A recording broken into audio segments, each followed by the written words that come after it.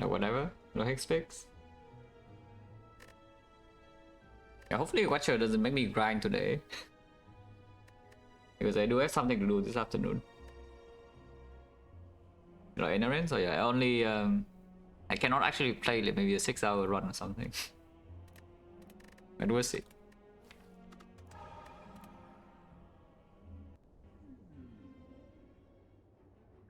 This looks like a run that does not make me grind. Unpickable, so I'm forced to take like +6 or what, because I don't click swap. I mean, yeah, sure looks like a +6 angle here, and then what do we do? Probably something like this, like 1, 2, 3, and then here re-evaluate. And then if you're trying to avoid advance always to the max, then you go this way. Triple question mark is like terrible. So if you can do this, I would like to. And then fire here, number 1, fire here, number 2, into elite, into burn elite, into here. So is it still a triple elite path with 3 fire? Is it a high value path? Except for the fact that this is my new bonus, yeah. How bad is random rare really? Yeah, it's bad. If the honestly, I would say if the act path is a little bit worse than this, yeah.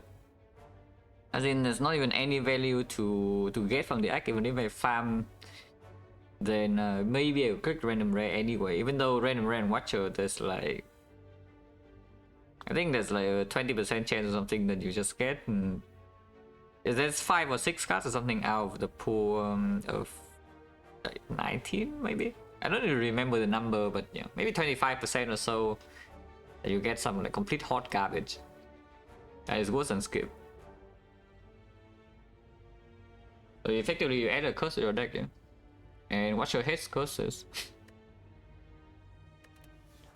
The really rude thing about this though is that this is not even +7, you know. The good characters would have +7. The defect is +7 and Ironclad is +7, Watcher is freaking +6. Yeah, Silence also +6. Is Watcher the worst character random rare? I mean, in a sense, yes. Simply because he wins way too much normally. If you're asking which character has the highest win rate after clicking this option, yeah, Watcher's by far. Nothing has changed. But relative to the normal power level of the character, I would say the best random rare is probably on Silent. And then Ironclad and Defect are fairly similar.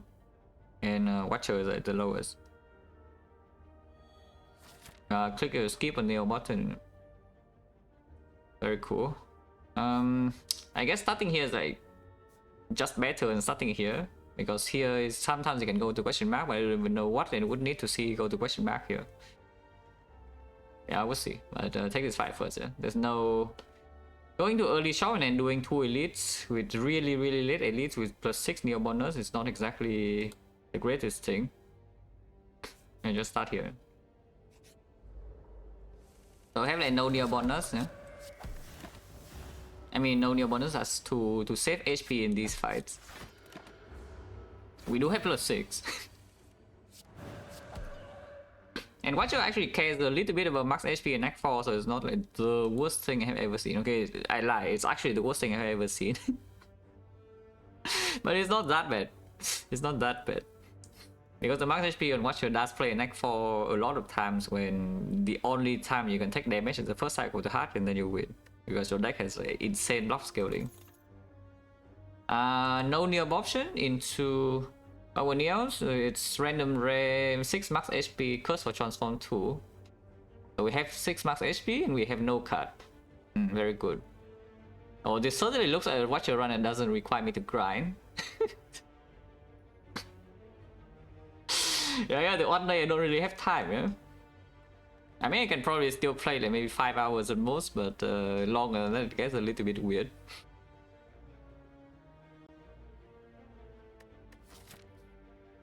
And here, yeah, here's also no card. Unless you want to tell me you take Prostrate. If you want to take a block card here, take Prostrate over Halt, eh? Because at least Prostrate can do something I mean, in Act 2. even inside Act 1, this of course blocks on more than this. If you cannot enter Wrath consistently. But yeah, no way. Surely it won't be that long. Yeah, sure hope I don't die early game. Because that is also the one way that a difficult run can end quickly.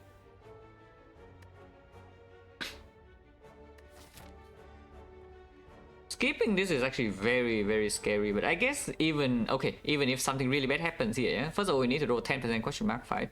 And then the fight also needs to be bad, and also need to not to get potion, and also need to not get cards here. Then we cannot make it to the shop. But if things by this note are still terrible, I can go to the shop, we just buy the freaking bullet, go to the shop, and then we farm the 2 elites like, at the end here. It's not the end of the world. I do not need to force the left part to happen. Hello, Open. Hello, J-Dog. I just watched you run overtime. Did you miss the first floor, or were you here? Because the new option is random ray 6 max HP, curse for transform 2, so you can see what happens here. I have 6 max HP, and floor 1 I have no potion, no cut. So that's not a very good start, I can tell you that. It's also 10 gold, yes, absolute minimum gold too, but the gold for now doesn't matter. But yeah, this cannot be taken, yeah, we skip. Go here, take the fight. 10% low roll into another 15 or something, so it's like 1.5% low roll, including the chance to get no potion and no cards here. And I need to actually die here, yeah? If I just lose a lot of HP, it's still okay, because here we have like some notes to, you know, recover, and a shop. But I need to actually die here. Which is, hopefully not happening. Yeah, no lethal on turn 1, and cannot enter Wrath either, which could be bad, depending on what it does this turn. We do have the VG next turn though. Okay, next turn is guaranteed lethal, so it's fine.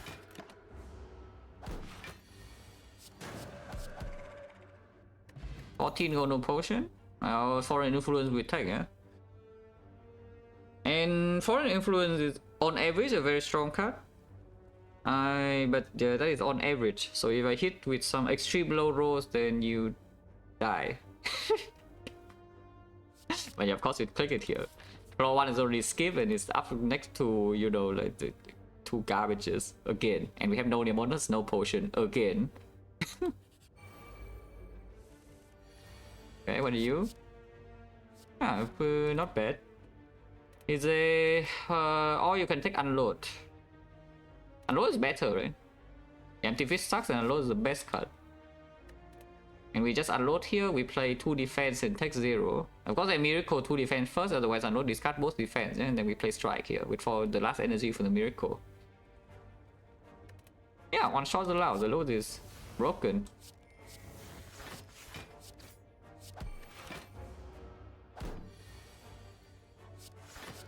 Don't ask why I full block over killing, but I did. No potion. No, seriously though, guys. Remember what I said 2 runs ago? And 2 runs before that? And 2 runs before that? Is that this is supposed to happen 1 of 8, yeah? Once every 8 runs or so. So you get 3 no potion in the first 3 fights. But it actually has happened maybe 2 runs so far. So is it 1 of 8 or is it 1 of 2? Oh, here's a sense if you want. This deck right now doesn't seem like it deals damage at all, yeah? Unless the foreign influence is giving us something amazing. So I mean, if you already don't deal damage, then the sense is dealing damage eventually. Yeah, I'm also ready. We can die here. Okay, did not happen. In fact, we get a freaking free upgrade. You can also take the tongs and then go to shop and remove the pain and then go on the right side, but I think we just take a menu upgrade and then run into advanced hallway, because now I have is the eruption even the upgrade, or is it foreign influence? Foreign influence is also kind of like +1 energy, yeah, but it's easier to play if you cannot enter Wrath. Oh, I don't think about the transform special lot. Yeah, foreign influence is better here, no? I go here and collect my potion, and then we upgrade eruption here. We need to rest after this horrible fight, and we can also rest and upgrade eruption here and then fight these 3.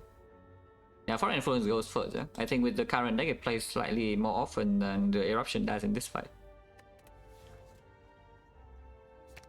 Yeah, and then he rolls like 3-0 cost away. But we take the advance away. Just a single blue slaver. We draw every single block card on turn 1. But we are in calm, so maybe we just kill it on turn 2 if we draw eruption. We did. What are you? Pretty good. Potion.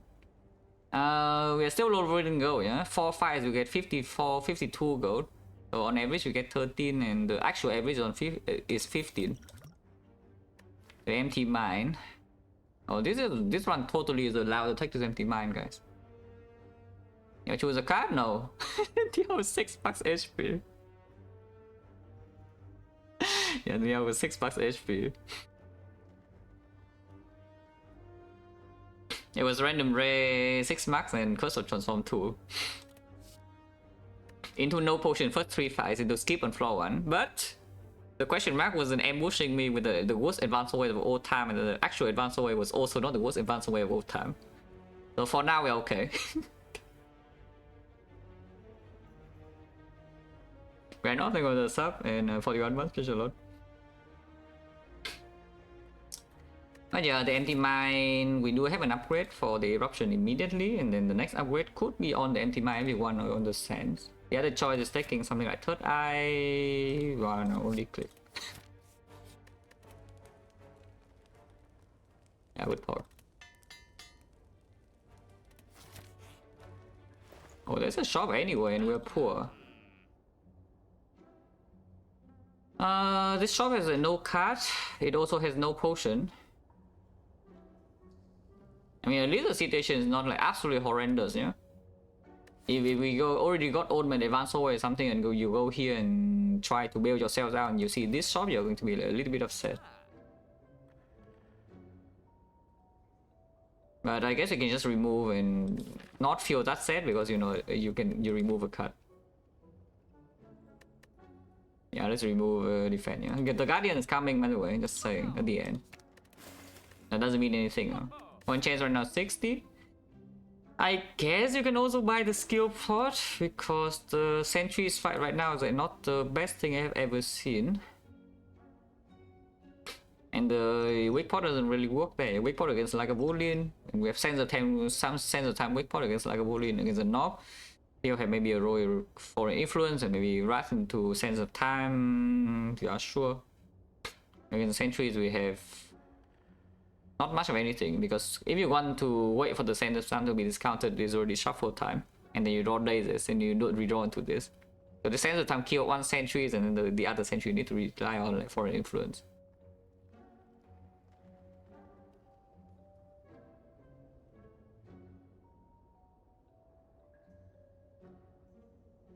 But yeah, if the string number is at 3 digits, then you can make a fuss. I will tell you the 30 is not even my average string. Even though the PB says that only 39, yeah, I just haven't played enough watcher runs for the streak to go higher. And I'm pretty sure my average streak is above 30 if I play like thousands of runs.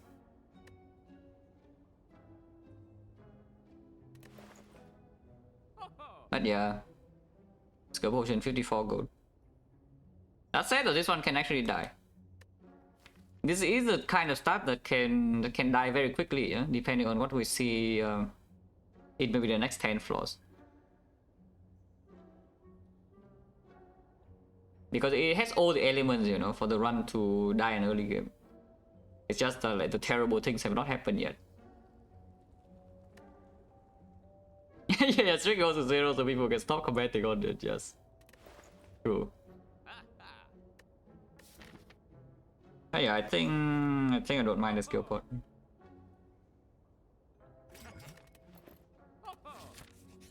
Also, anti-mine eventually wants to be green, you know, and I'm pretty sure this upgrade is on sense, so that we don't die to knock. Even with like the complete horrendous draw, we don't die to knock, because this is one of the 2 attacks in our deck, you know, you can see base strike. Foreign influence freaking random, yeah? So on average it deals a lot of damage, but sometimes it breaks completely and then you are like extremely upset. And then the sense of time takes time. So like We already take major damage when this card gets to play, but so at least we need to this fight card to end the fight when it's played. So even though anti-mine is a way better upgrade later for later, I think for now we should upgrade the sense. And maybe I can even one-shot like a Wolin sometimes. Yeah? Because right now the plan is to fight this into fighting this, you know, it's freaking burning elite right here. And anti-mine upgrade doesn't do that, but yeah, sure. Burn chance now 60. I'm perfectly willing to train both potions here if needed, but usually we only need one. Sometimes we need 0.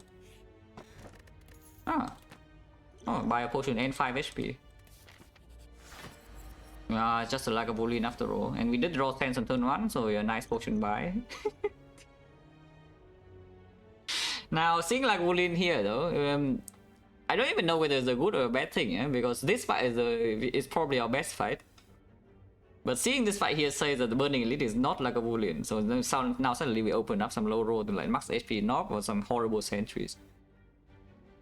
Now surely it doesn't happen because we have like what 70 HP here. This fight probably drops the potion maybe 75. And then we have a relic and a card and you know whatever is coming. Do I play empty mine or not? I don't mind opening with Foreign Influence Eruption, but I would like to open on turn 3 if possible. Shuffling our Eruption on turn 3, but then it opens, and then we have the Sands on the turn 4. Or we draw Eruption on turn 2. I don't think I want to play the empty mine. Yeah, max HP run towards driver, which is exactly why this was upgraded, yeah, not this. So that even if we see a horrible draw the knock fight, maybe I can just brute force the Miracle Sense of Time Eruption one time, because this is freaking 52 damage. And we have enough HP to take one hit against the knob. Even in Wrath. We can take one hit against the knob sometimes. With the weak point. I don't think I actually want to play this empty mine. I won't. Yeah, perfect. Look at this. Next turn we have a perfect open. We're in calm right now. We shuffle out the eruption, but it's okay because you know open on turn 3, and we open with a massive Sense of Time, Foreign Influence, whatever this can be. And then we can still have time to redraw to the exit if we need to exit, or we just kill it.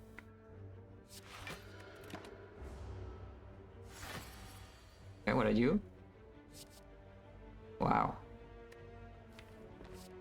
12 damage is better than 9 damage, I guess. And I don't actually want to exit this turn. I don't think. If I do exit this turn, just play the empty mine, not the empty fist. And yeah, we spend all our energy right now, so just play the sense. And 24 is guaranteed lethal, so it's dead. No potion, 70%, but now our Ornithopter is not wasted. Wait, the prostrate. Wait, the prostrate, guys. I do think I still take this though. Brilliance 1 is deal 12. This thing can exhaust. Thing also can break. And right now, of course, you can see damage output is a little bit too reliant on you know, uncertain factors. Yeah, but this is giving us a random card, even though it's choose 3. And this thing is very dependent on draw order. So just take this. One chance 70 now. Yeah, not that. Of course we fight this. Strength sentries. Skill pot can be used immediately, I don't mind. But next turn is probably better if anything, because this turn we just kill middle, and then next time we have sense on the outer one. It costs 3. Cannot play Visu afterwards though, and maybe Foreign Influence can do something, or maybe we draw empty mine, maybe the skill pot. Killing middle right now and then opening skill pot next turn has to be stronger, right? And yeah, they have strength sentries, while Tori doesn't do much here. Do as much as usual. Maybe we can just do something. But yeah, we just kill middle. Yeah, this is like 45 damage. Yeah, 45 damage. Just hit. And then next turn send At most we take 24 here, but usually not. Okay, what are you? Holy Cliff. That's a lot of damage incoming to my face. But we can open the thing. Otherwise we take like what, 19. Yeah. Indignation, yeah, doesn't work, and evaluate just works and meditate.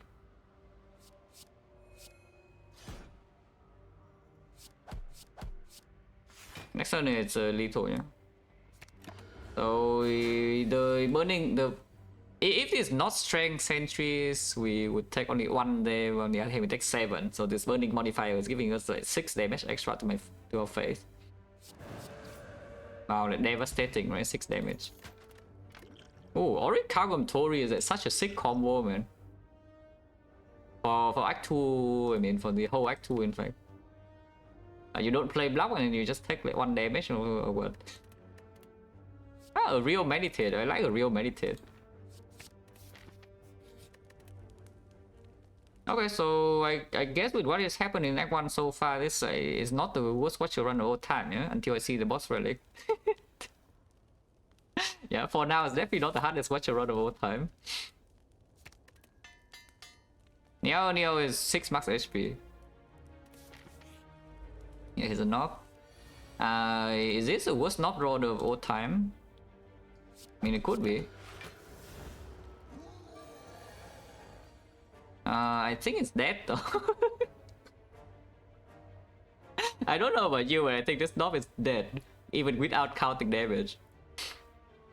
But we can check. I have 6 energy this turn, yeah? So even without opening for an influence, I have this, and this is 52, this 24, that's 76. Yeah, okay, it's already dead even without for an influence. Of course, we open this because Hand of Greed. Okay, not Hand of Greed, not sure. Oh yeah, goodbye.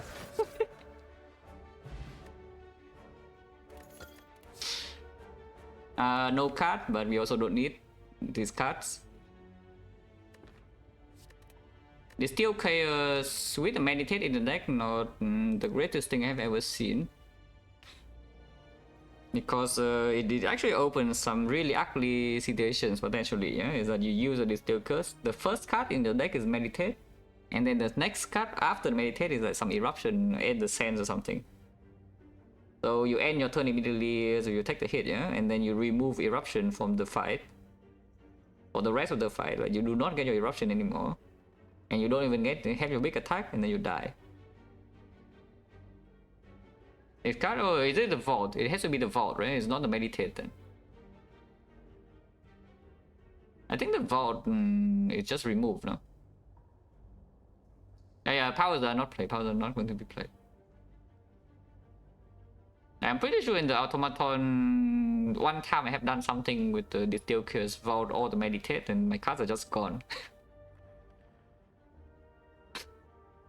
But it could be that it's powers.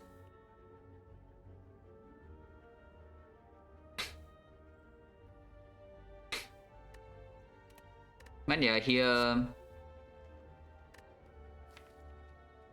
skip, yeah? And then the silvers, I still don't think I won. We upgrade the empty mind here. The Guardian probably would do cheap damage, but with Orichalcum Tori, so it's not so bad. Still remember on Automaton had to come both in middle screen was gone to fire. The card being stuck in the middle of the screen is a little bit more common, I think. I don't remember what triggers it, but it's not that rare to happen. Like the card is just stuck in the middle of the screen.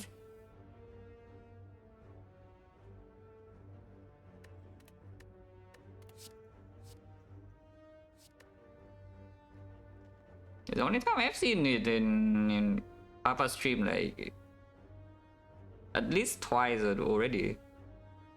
And I also remember reading how that happened, but I never retained the information because it's not super relevant. But yeah, I'm pretty sure at least I have tried to find out like what caused it one time. I don't actually remember anything at all. And this still goes no, and we upgrade anti-mine, yeah. Weak Pot with this is actually super sick, by the way. And Weak Pot in general with the Tori into the Bull Stabbing is already pretty strong.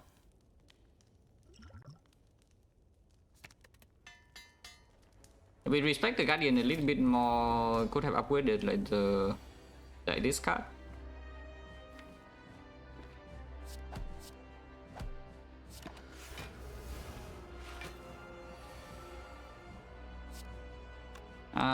This means that we cannot exit next turn, yeah? Unless... Ooh. Yeah, sure.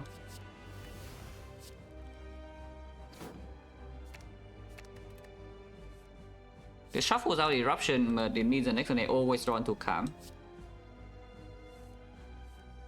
Or this turn they draw into Calm. That's also fine.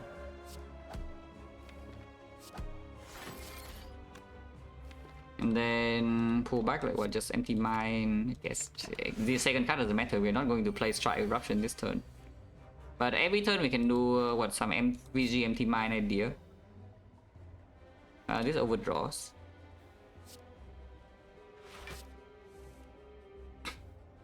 And even just triple defend. Doesn't really matter. Yeah, like every turn we can play this turn. It's pretty good, no? If every turn you play this turn, kind of. You can take 1 damage. Taking 1 damage against the Guardian might as well be death. But I kind of don't want to spend the Miracle, you know? Not yet.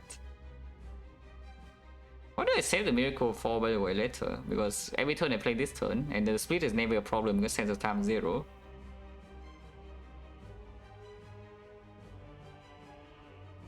Because I save, they just go to discard or what? Or exhaust or where? Yeah, it's just discard. Okay, okay. So I guess it's just the thing with the powers, yeah.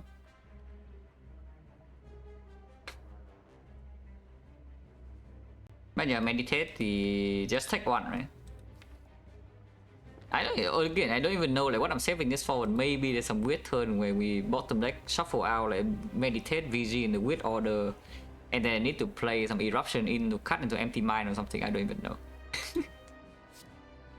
But again, thinking about this fight from this spot is like kind of counterproductive. You know, just 1 HP. How bad is 1 HP anyway? Yeah, like meditate like every turn. Boom boom.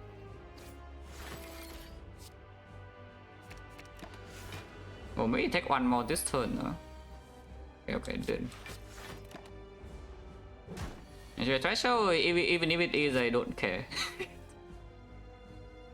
That is the shortest answer.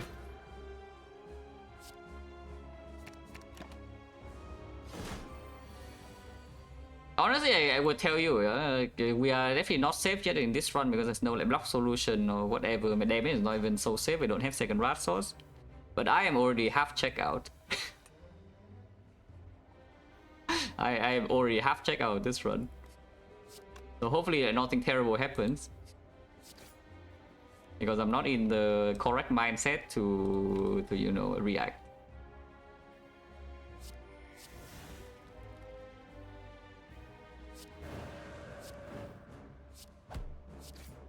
So it's dead.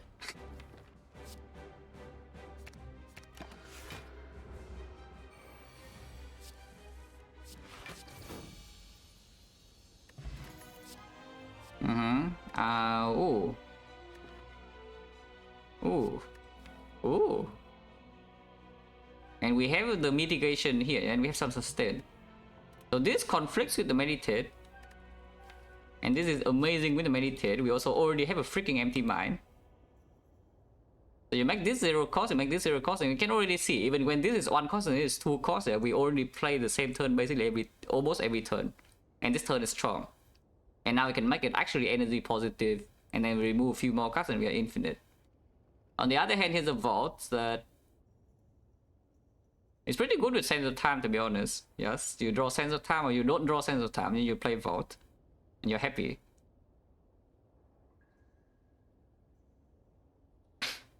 This is actually pretty interesting because the vault is absolutely stronger right now, yeah?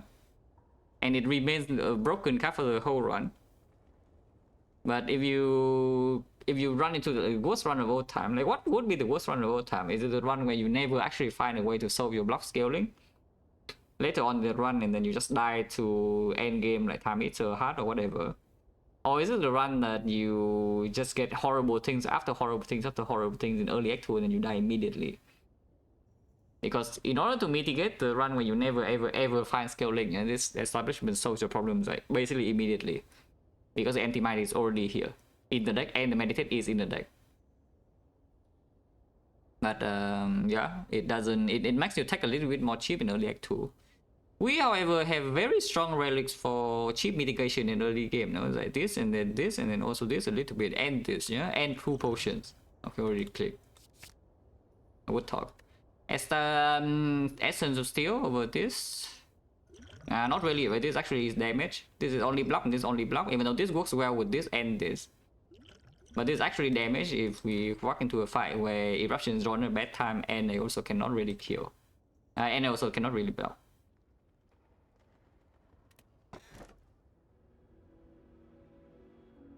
Should have clicked for. To be fair though, this with the establishment is also just infinite, yeah? And we don't even need that much removes because head feels easy. But if I know that I see this, I would click forward.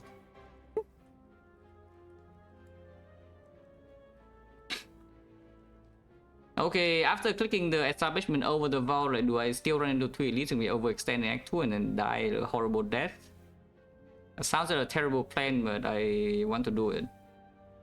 Because the 3 elites also is a very good part. There's like fires in between and then shop early, and then we just want to maybe buy some removes, and then we are infinite and everything's good. I'm removing. Oh god. These guys are hard counter Autori, yeah? We also don't really have a real way to down them. Except for the fact that Sensor Time deals 26 when they're flying in Rush, so we don't need to down anything when the number is big enough.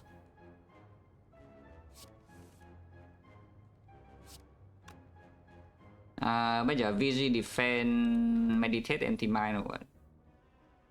Why is meditate green, by the way? Meditate is not green, it's very easy, yeah? Because I don't actually want to pull back the second cut.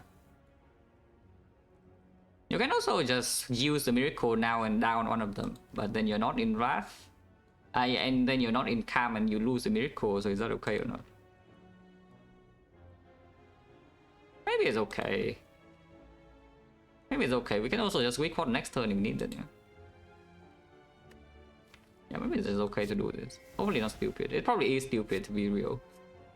To be perfectly real with you, it's probably is stupid. The less stupid line is still just to play the 4 energy on block in here and then, you know, just get the anti-mine down and stay in Calm, be in Calm for next turn. Too late. Too late, already played the stupid line. Maybe Foreign Influence can down, but single-handedly, look at this. Oh yeah, maybe this guy also doesn't even attack. Wow. To be fair, it's pretty good. Yeah, amazing, I know this. But at least this card does something, yes.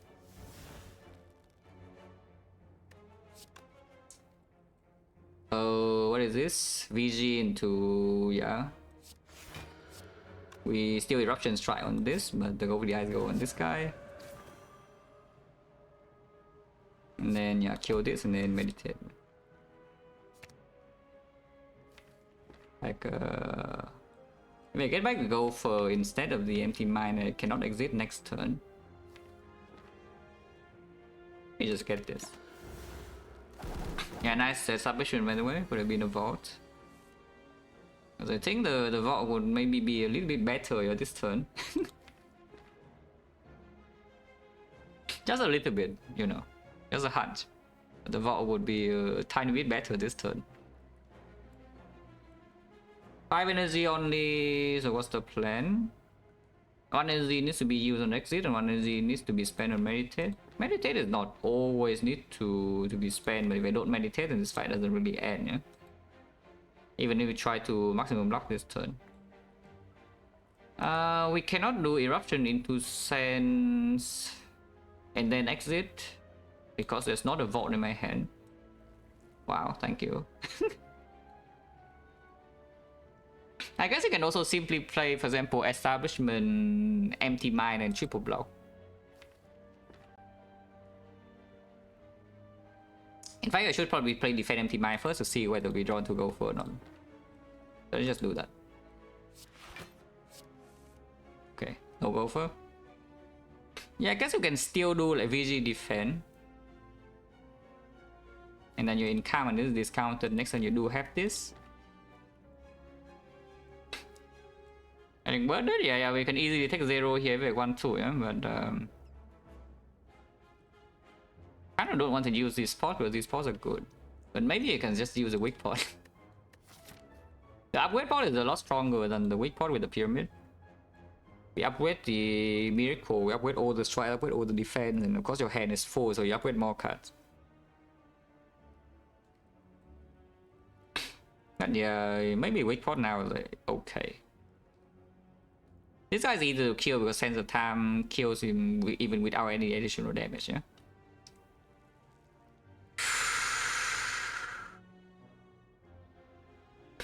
If you drop defense meditate, yeah, that still take 3 damage though.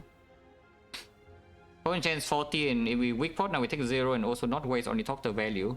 I mean we waste 1 HP of Ornithopter value. But how bad is it to just use the potion and get full HP anyway? Like what is the second fight? Okay, Avocado, this immediately can only block 6.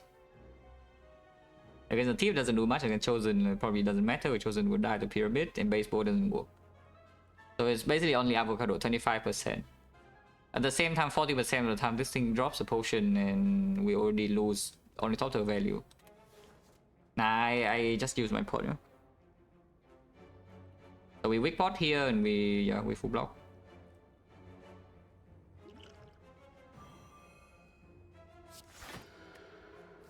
Is it good to eruption and then defend meditate, or is it just defend?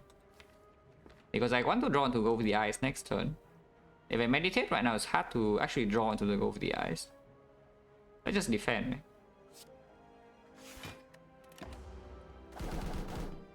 You can still not draw into go for the eyes this turn. Yeah, like that. But it's okay if this guy doesn't. If this guy doesn't attack this turn, then they're probably both dead. Because we can do... Yeah, it's easy, yeah? 5 energy, so we can just down this right now, next turn Sense of Time kill here.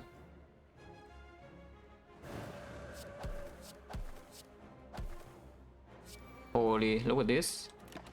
Boom, 1 cost. And now this fight draws a potion. Okay, did not happen. Point chance 50. Hot plus. Now that we have the pyramid, like this becomes a little bit more appealing. It is also freaking green.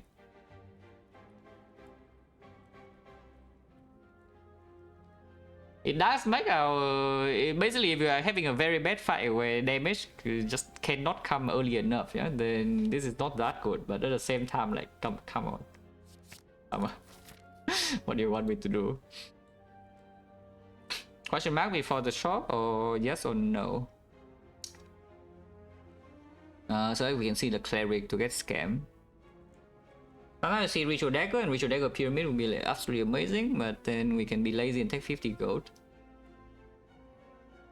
If we see a fight here, then at least you know that Advanced Hallway is coming, yeah? Before, instead of getting jump scare like this node, and then you have problems.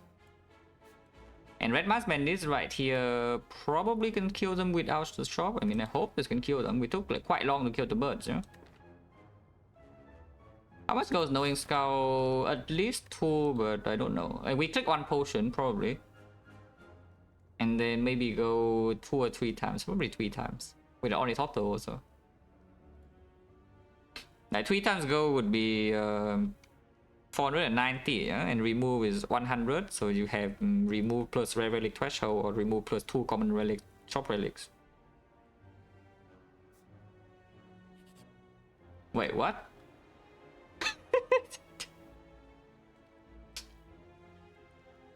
Hello? I mean, I claimed I would click 3 times, so I mean, maybe it's time to put my claim to the test. We do click the potion because the thing. Yeah, 3 times, yeah. There's no need to be scared. By the way, we have forced double elite. If you want to get this go to play, you actually have to fight 2 elites.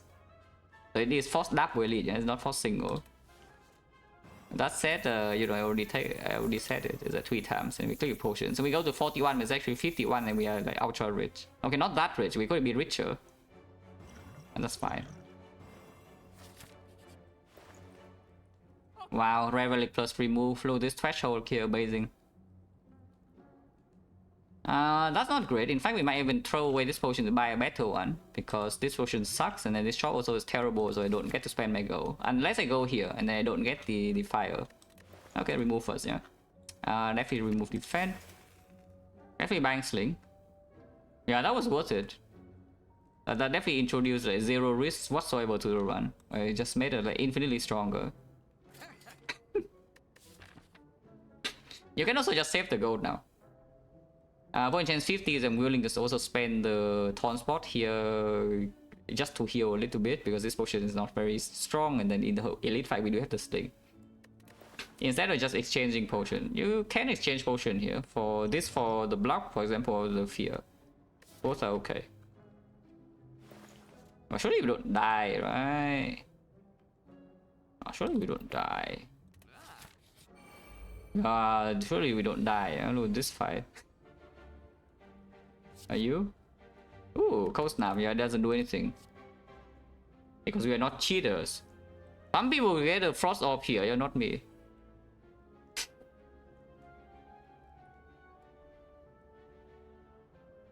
So I guess we just take the sands then. Upgrade pod this turn is saving how much? We are taking 8, and if we upgrade pod, we save. We take 1, so upgrade pod saves 7. The taunt pod saves nothing, but the upgrade pod maybe. Yeah, upgrade pod definitely is still stronger here. Let's be real. Nah, I just use my taunts, yeah. Just use my taunts to heal 5.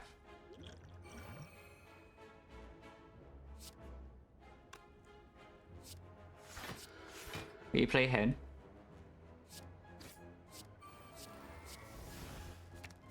Holy establishment.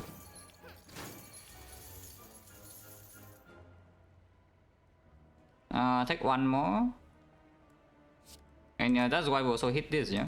But yeah, I did not draw this or this. I could have gotten maybe the fan, but yeah, I think getting back the sands was stronger. Is it me every shows watch shows play? No, I can tell you literally why. Guys, I do not talk about these things, yeah, but I can tell you literally why maybe they're not as many viewers right now. Yeah, because Papa is also streaming. I streamed to alongside Papa, and the viewers are decided are divided into 2 streams. That is literally what is happening. Like, do not try to think about Watcher or whatever character. It's just not true. I do not talk about this, but I know. Also, like, who cares about the number of viewers, to be honest? That is how you just feel sad about everything, you know? It's just, everything, you just look at the numbers.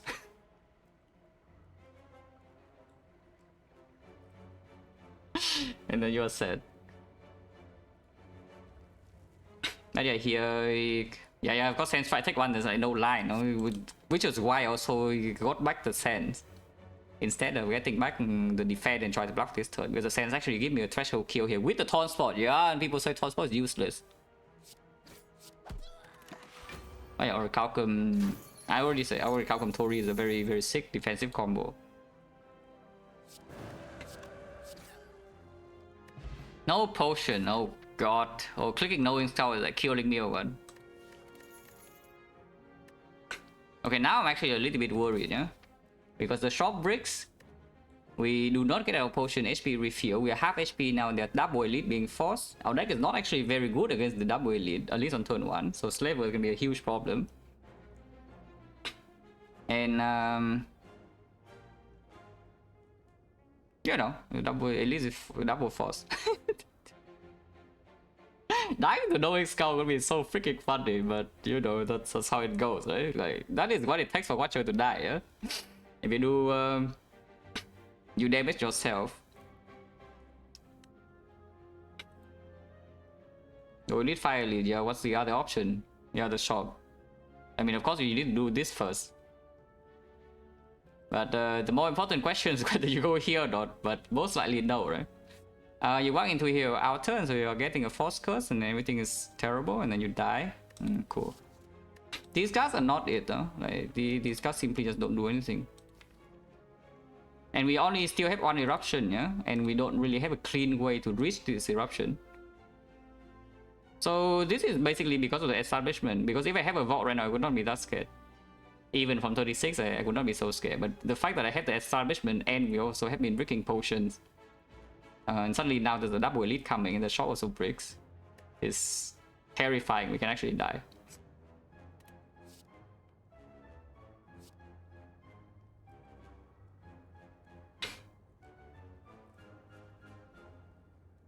But these don't do anything. These don't actually do anything.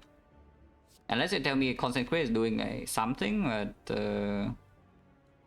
yeah, I don't really know about that. Okay, that is not the Forgotten Outer, so it is something. But it also doesn't help at all, yeah, here. So stabbing, we no longer have the weak part, but there's a card that says 0 energy block 18 in my hand, and I like that. Which we, by the way, can pull it back for next turn as well, yeah? We block 18 now, and we block 18 next turn also. The thing is that if I exit again next turn, I have no wrath anymore. So there is another option, is that I simply just take 8 this turn. Oh yeah, I probably just take damage next turn if anything, yeah? We can upgrade pot next turn and take the damage.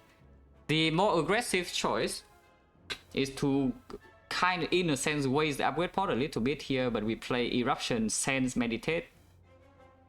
And we pull back Eruption, Sense or something. But then there's no heart in my hand, so I don't even know like what that does. Oh yeah, let's just play Eruption, Strike, Halt, Meditate, Float on energy, yeah? So Lantern is useless also. We have the Sling, so maybe we should not be that scared. Not yet.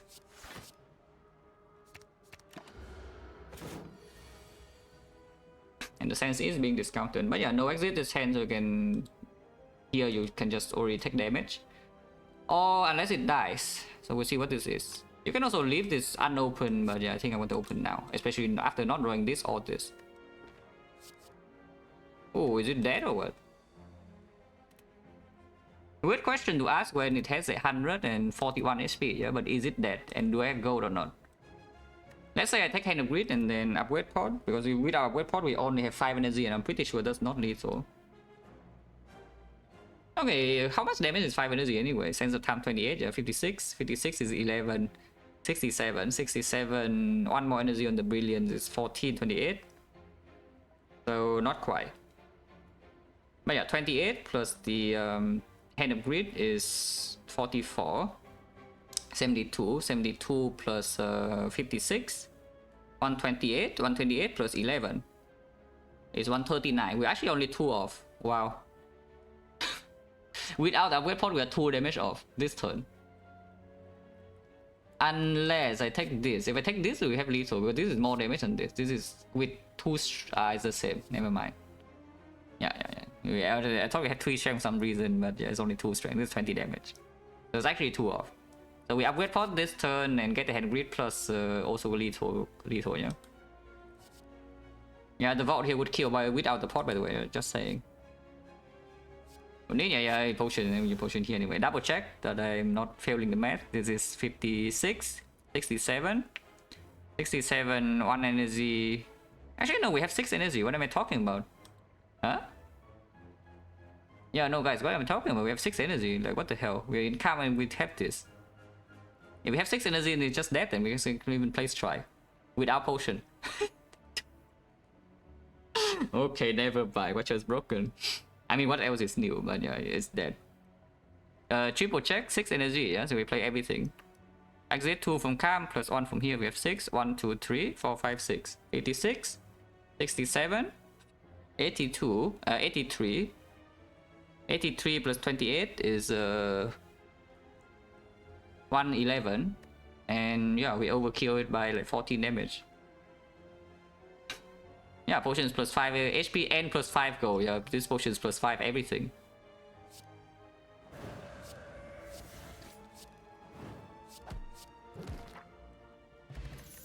Okay, potions of 50% potion chance now. We are very rich, by the way, yeah? And we are also healthier. Upgraded, yeah? If you want to block cut, this is better.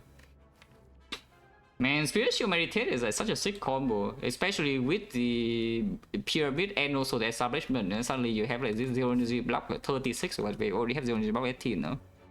So maybe you don't need another card because I just kind of need to draw into these things over again. When this discounted, I would like to just draw this every single turn, maybe multiple times per turn. And Spirit Shield doesn't actually block on turn 1, yeah? So it blocks on turn 2, which, to be honest, is the time that we might need some block. But yeah, basically just because I already added the Hot Plus, I don't think I want the Spirit Shield, even though it blocks a lot. And we already have block scaling for boss fight, right, with this. So skip, yeah? And we go to Shock or what? Go to Fire and Rest, and this Shock will be better. Oh yeah, this Shock will definitely be better, trust. And 46 HP, we don't really die to these fights, right? Yeah, definitely not. Come on. Wow, the Shock was better. Amazing.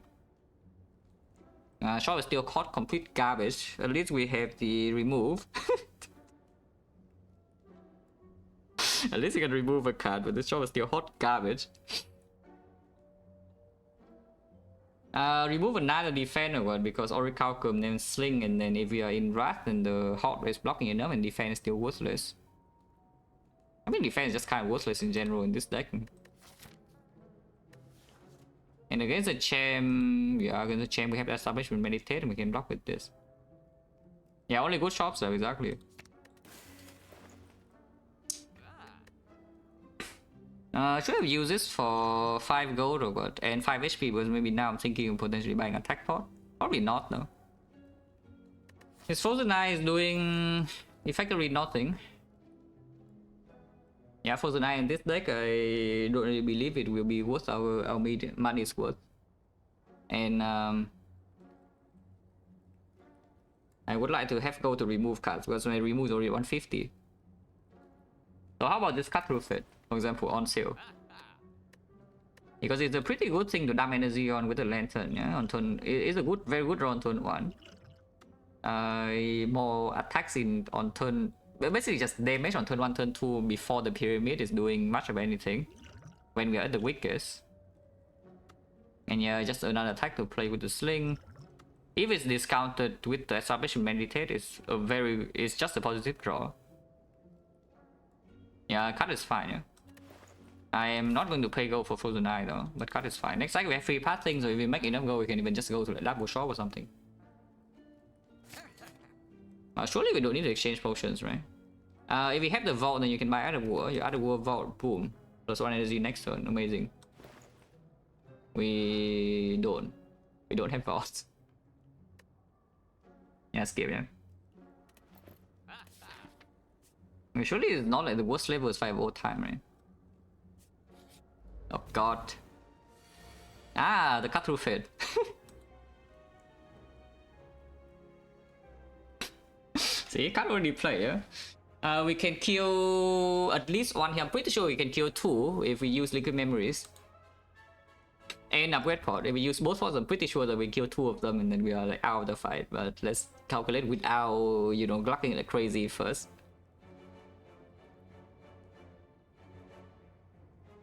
I think regardless I should use upgrade pod, yeah? Because I do want to see one additional card here and then upgrading like both attack cards in here and upgrading Miracle is good too. Potion Chain's natural is also pretty high, right? It's like on to, yeah, 50% still. Now Frozen Eye will be good here, it's true. Literally, Frozen Eye will be good this turn because the card is top deck. But yeah, I think I should still use the Blessing. I think that this becomes plus 2, so it's 11, yeah? This becomes... What the hell is it? Brilliance plus 4, right? Yeah, it's 12 to 16, I think. Yeah, 16. So it becomes 18. 18 is already 36. 36, 11 is not killing, so we need to spend 2 attacks on this either way. Which means Eruption can go somewhere else. Oh yeah, wait point.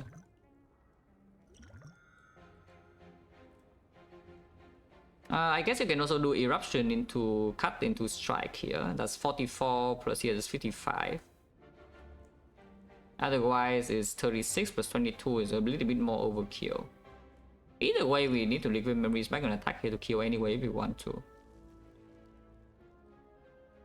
What is less what is less commitment? Maybe maybe just eruption cut here first. It's lowest commitment. But sometimes we even draw into like foreign influence. Doing something, maybe we draw into Hawk Plus. Not sure. We can draw into that, which... Do I keep that or not? I don't need to, right? Because the strike in here... How big is the brilliance, by the way? Brilliance... 16, 18, 36, yeah? 36, and this is 16 also. Oh, so I guess if we get a strike, then we can kill both without liquid memories. I would take 8 damage, but that's not a problem. Otherwise, I don't have enough attacks in hand. Like strike plus kill here, and then strike minus plus the brilliant is killing this guy. Yeah, 16 here, and then 36 here. There's 52, and this guy's dead, and this guy's dead. Okay, fine. Strike is good then.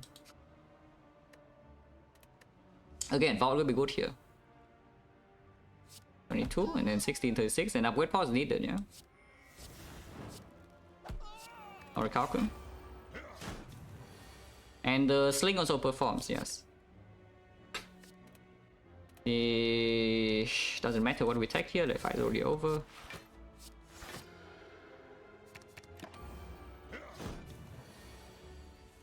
Seven Watchers Ghost fight, it is usually the most threatening fight in the run relative to where it is. Because especially if you're trying to, especially if you're using resources to remove cards in early game, you remove some defense and you try to glass cannon all the Act 2 fights down. This fight is very hard to glass cannon down, in the sense that they deal way too much damage to you on turn 1, so entering Wrath is difficult unless you can kill 2. I mean, you saw just now, right? We killed 2 of them and then we still took 8 damage, and without Oracle it would be 14. So if you only can kill 1, you cannot really enter Wrath on turn 1, otherwise you take way too much. And they hit you extremely hard. And in order to kill on turn 1, you need to deal like 100 damage, which is pretty freaking difficult for early Act 2. So this fight is the... You should be very careful with this fight, basically, relative to other fights in the run on Watcher. Most commonly cause problems. Oh, invincible. No, but actually the invincible. Probably. There's a Warlock. Every card I add is further making the stabilization meditating further away infinite, yeah. But on the other hand, like discounting this Warlock is super omega sick. We like block a billion and we have the sling, and Black has no defense and we only have the hold, and there's a champ. Not that the champ is any concern, but I think that's still good. Also give us something to upgrade, because right now we don't have upgrades. I guess you can upgrade this. As in not Warlock, when you can already block very consistently, and all your block is very dependent on powers. I think you have like giga heavy setup, not a lot of Wrath. And you just need to draw into your powers basically, and you don't want to add this. If your block is already sufficient, maybe some Talk to the Hand, maybe some Mental Fortress, maybe you need to draw Foresight, otherwise your deck doesn't function. And then you add Warlock without Wrath, without Vulnerable, without Divinity, it's a dash minus. Basically, if this thing doesn't get multiplied, yeah, then it's bad.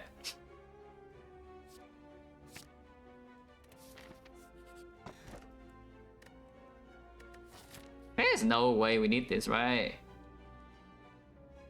And there's already a potential low roll of curse key into some pain or normality thing, yeah? I mean, I can just not click the curse key. But I would like 4 energy if possible. And there's no way we need this, no? On the top tier here, back a prep also, the act is almost over. I don't really want to rest in these floors. There's no way.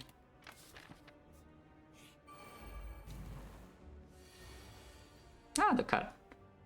Why are you attacking on turn 1? That's a little bit rude. But it's not a Mental Fortress. We can take the Nirvana and get 3 block. The foresight is nice and all, but I don't think the foresight actually does anything. Just healing. What's that? I will tell you right now, yeah, that I am not very pleased whenever the garbage watcher attacks in my chat. I know you're like newer to the stream, so maybe you don't understand like what I think about Watcher, but I really do not appreciate people like just saying, okay, the Watcher is like, so easy, so broken, maybe it's overpowered and whatnot, without even playing the game. Like, yeah, I don't really like these messages. I will just tell you straight up. Too many posers, you know, just parrot the. I don't even know who started it first, yeah. But you lose Watcher, people lose Watcher runs all the time, and yet Watcher is just said to be like invincible, even though it is. Watcher is invincible, but you just lose. For some reason, Watcher is still invincible. Which is like, which actually pissed me off. Because you are the people who say these things, yeah, they are just like, it's kind of disrespectful in a way, you know, to the people who actually put the time and effort in order to not lose in Watcher ever. It's just brushed off by, okay, Watcher is so overpowered. Like, freaking wow. Like, you don't even know how big the difference is, yeah, between somebody who wins 90% on Watcher and somebody who wins like maybe 95, and somebody who wins maybe 98, and somebody who wins 100. Like, the difference are absolutely massive. And you have no idea.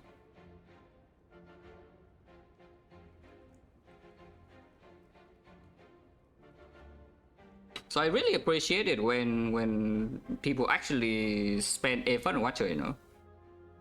Like when Coach grinded his Watcher streak was very nice.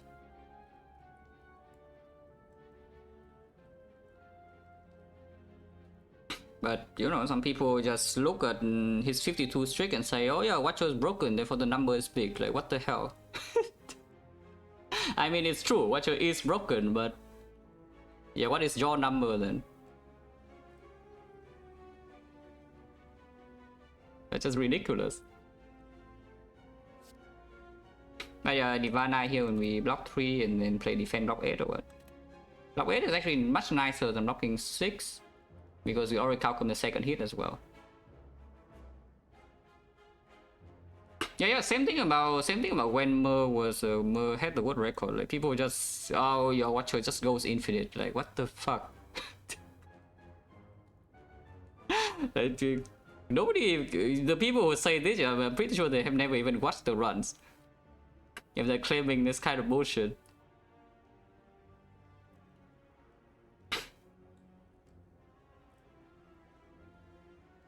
I'll say, no, I am allowed to say the Watcher is broken. If you do not win this much, you are not allowed, because you don't even know like how much work went into getting to around this level. That's the thing. But people just treat it as if, okay, it's a given conclusion, you know. Like, oh yeah, Mer goes infinite every run. Like, wow. Like, what the hell? These people do not actually see like the years before like, these kind of win streaks happen, yeah. Did I know? Nobody's denying that. I'm just saying that if you're not, if you don't even understand the bare minimum of Watcher, the freaking surface level of how to get good on this character, then don't claim that. Don't claim anything. Just like shut up and then, you know, maybe improve yourself first.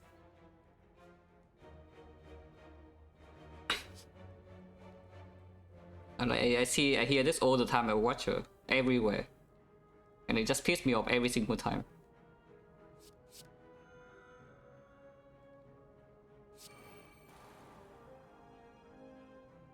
Oh, yeah, okay, back to the run. Hard to fade with the sling we just killed here, so it's probably clean.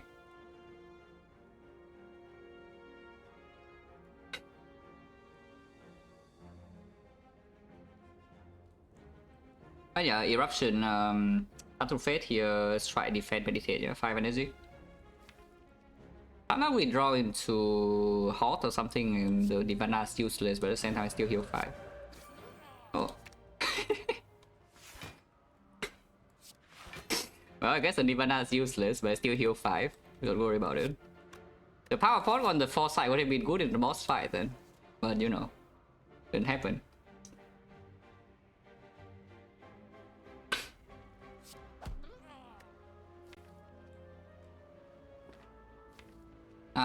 Do we need a Halt in hand again, or is this just dead? Am I even playing Meditate? Okay, let's ask the next question. Am I even playing Meditate? I think I am, because we do want to enter Wrath next turn, yeah? So what's the bad case is that she attacks again on turn 3, right? Not really cut back in hand. Sometimes I don't draw enough attacks, but Sands already here.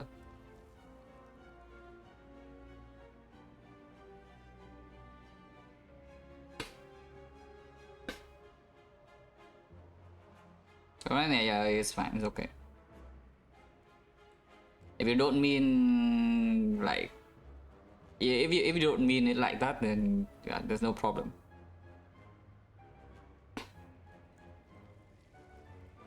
This is a bit too common. And yeah, I meditate back the eruption. Probably get the Halt, yeah. Just in case she attacks again on turn 3. And she's not dead somehow. Maybe she's dead.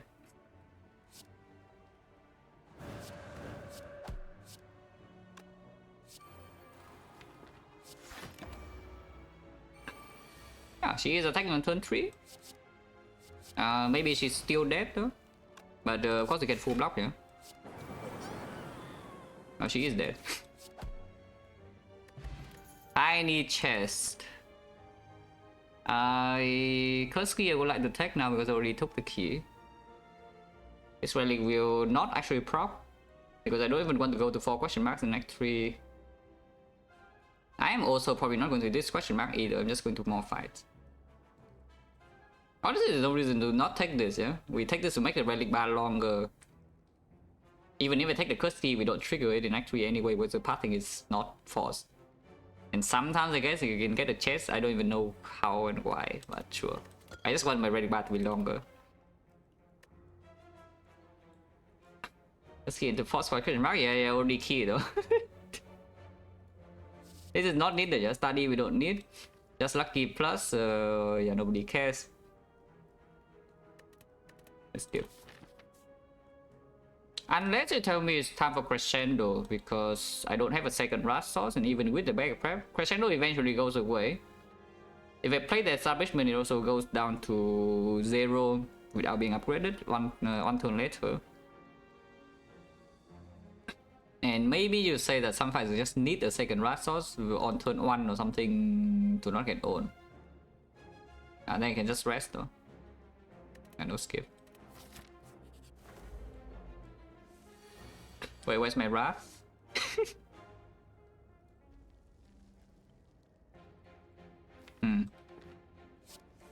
Wait, where's my Wrath? Wait, where's my Wrath? Crescendo? Mod check?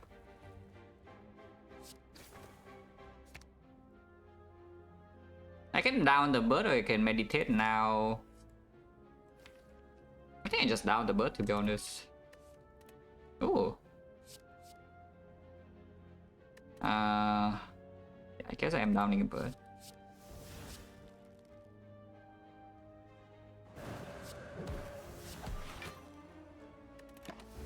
That's fine, this is fine. Yeah, I chose an attack on turn 2 and turn 3 you have the Halt guarantee also with the Wallow.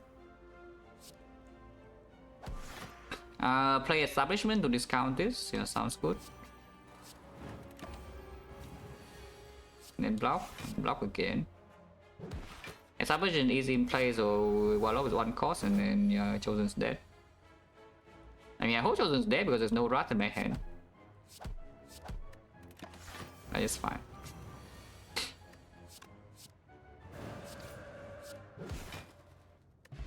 Snake Coil with the pyramid. Oh, that will be played, guys. If anything, they crush joins, but probably not. What upgrade? Yeah, we see a real Snecko, and this Snecko actually can be used. Oh, like that.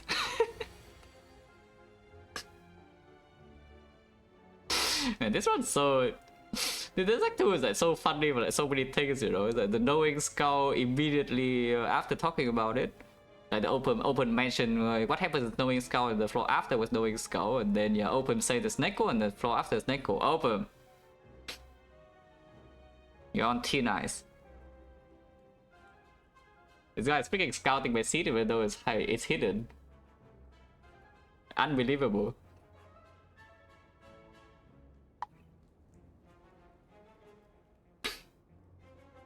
It is pretty funny though. But yeah, how about this? Establishment, eruption, strike, and float energy again, or what? Yeah, probably true. And yeah, if we roll horrible, of course you can roll usable potion. Yeah, like that. Like, what the hell? What is this? Good news, guys. Snecko can happen, and of course this is also getting discounted, yeah? Because that establishment is already being played.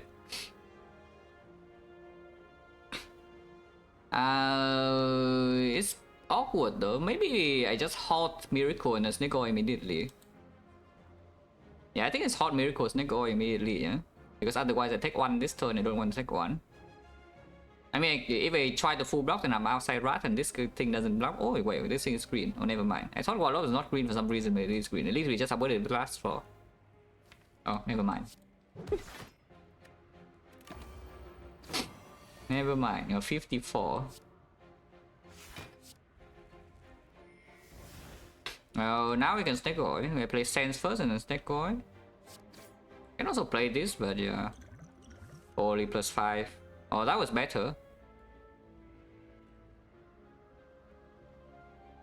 Yeah. Not much change. We still cannot play VG into Empty Mind, and Meditate also costs 3. At the same time, it's dead though, so... Okay, the real believers play Foreign Influence here. If Foreign Influence actually gives you 0, not enough damage, yeah, you... And it's 6 damage from the Foreign Influence card. In order to, and we have a chance to roll Hand of Grid. But they are definitely 3 bricks. Across all the characters, they are mainly bricks. There's like Signature Move, there's a Clash, there's the Whirlwind, there's a Skewer, there's the Flurry of Blows, there's the Weave, Consecrate, Just Lucky. Wait, what's your cards? Like, freaking suck, or what? So many cards below 6 damage. Okay, fine, let's play Strike. Yeah, it will cost liquid memories at that point, yes. But I would like to not spend this potion for a chance to get 20 gold that, by the way, we don't even need. Strike kill, yeah, just strike kills. I'm just talking about whether you want to open this to get Hand of Grid, one Hand of Grid roll or not. But yeah, of course, strike kills. Again, complete garbage unless you tell me it's time for the real time for the swivel sands to go in.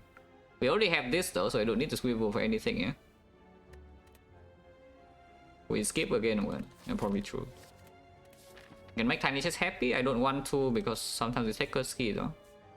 And more fight like potion. We do want to start preparing for Act 4 honestly, yeah, at this point. So trying to collect some Gameless Brew or Artifact Potion or Fairy is good. And fight is extra value slightly with the question card too. Okay, establish Meditate on turn 1.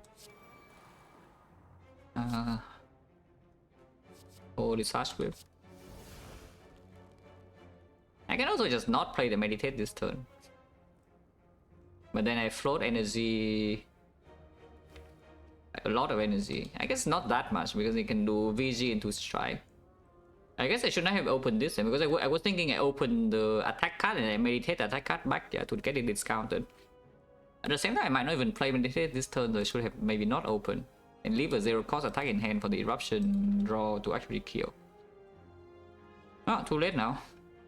XecnaR same cost as before? Yes, it's just completely a random cost hand again.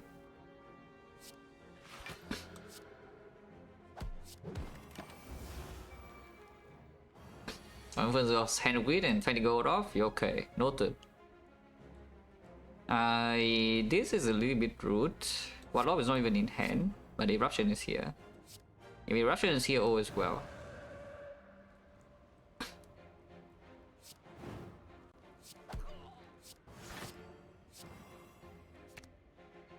Do we have exit next turn? No.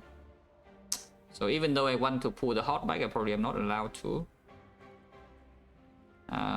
Let's just get this bike then. Maybe get this bike at 0 cost empty mine. Probably 1 cost PG is better. It's going in. But it's dead. Concurrency plus upgraded. More calm though, which we kind of don't need. If anything, we need the like crescendo plus or something, not this. Do we have exit in here, and it's not super easy to enter camp the first time to get the front loaded energy.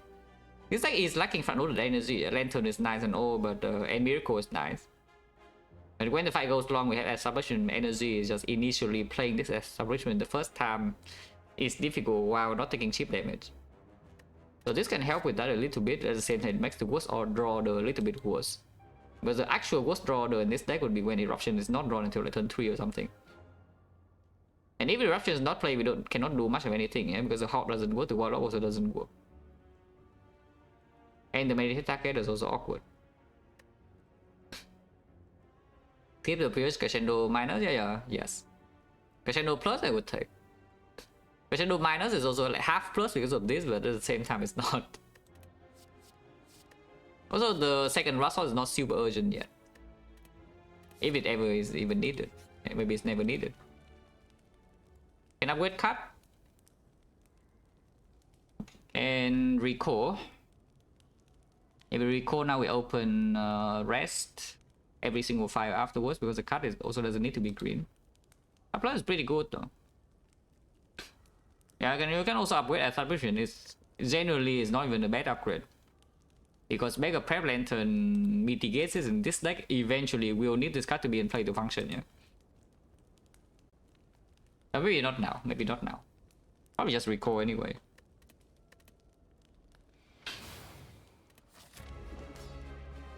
Yeah, the very dangerous champion fight is here. We did not draw establishment on turn 1, therefore I do not want to play meditate yet. Can take this to mitigate a bit, but we can also just skip this card. I think I skipped the card to be honest.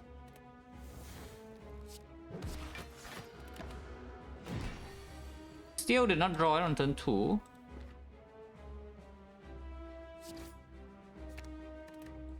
Okay, now we draw it, and then we can start discounting our deck a little bit, yeah.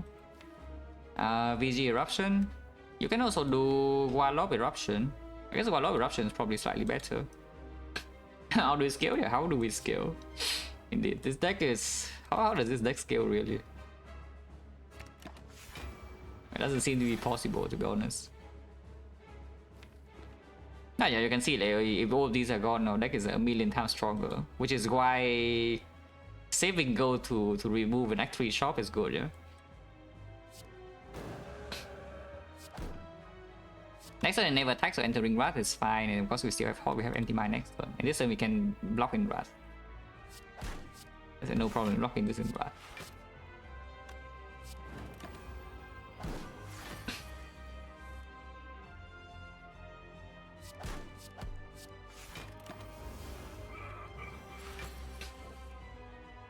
Meditate is late, but should be fine.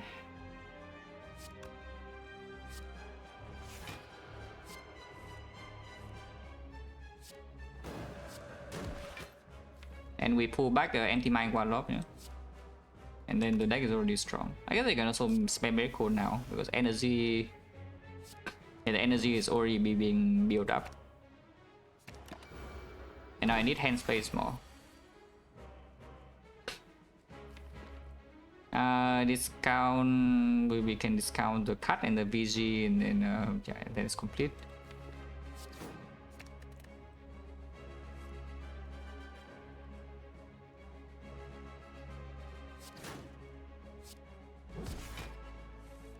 Okay.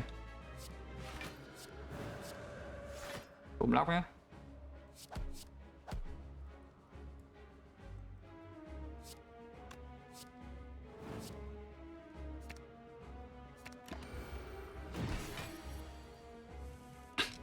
But you said you can use it. We go in now. If I go in now, I'm going to be debuffed for like vulnerable, frail, whatever, execute, but we are not weak. And my entire deck is 0. Yeah, let's just go in now. Yeah. I like my whole deck being 0 cost. Empty mind can be used.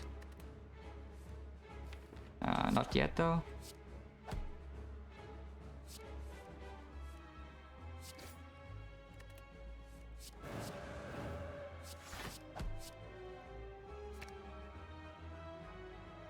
It's dead next turn.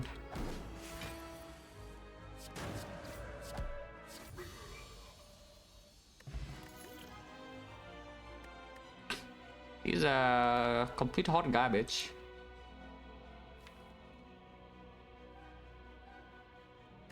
Yeah, there's nothing to pick here. Right? The devotion we don't need, because when the devotion procs, our entire deck is already 0. Yeah? Kind of. The wish we don't need, and the omni is maybe slightly considerable, but at the same time base energy is 3. The omni is good because it can remove a card even if it doesn't play even if it doesn't double play anything important, and we can double play the sands on the initial turn. Later on you can spend like 3. It's a really garbage purity in a sense. You spend like 3 energy or 4 energy and also exhaust on card. Wow. Yeah, master ability to upgrade whatever comes from the foreign influence. I just skip, yeah. Question card, yeah, thank you very much. Thank you, question card. Very cool.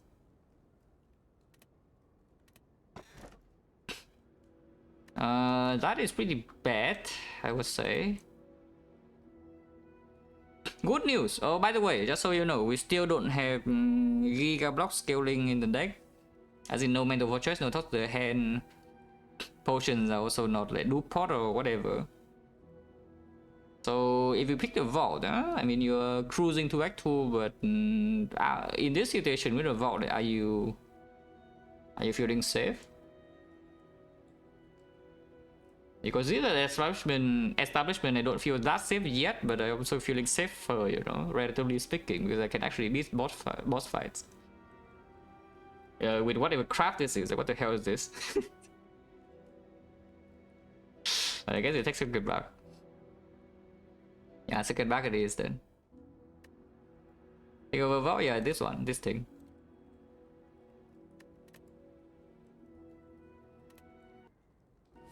Okay, still go to shops and remove. The removes in this deck is exceptionally strong. We can go to double shop and steal max elite, so we're excellent. Then we go there then. You can even make the tiny chest happy if you want to.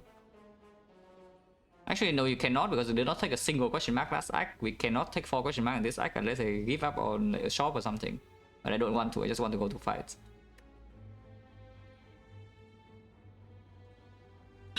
Maybe worse. Well, instead of second back, you have like Snake Go or something, you know? You have Snake Go, Choker. I mean, you can kind of take the bell, but I really don't want to. You know? Maybe the last one. Final Stone is not even so bad because you have Tori.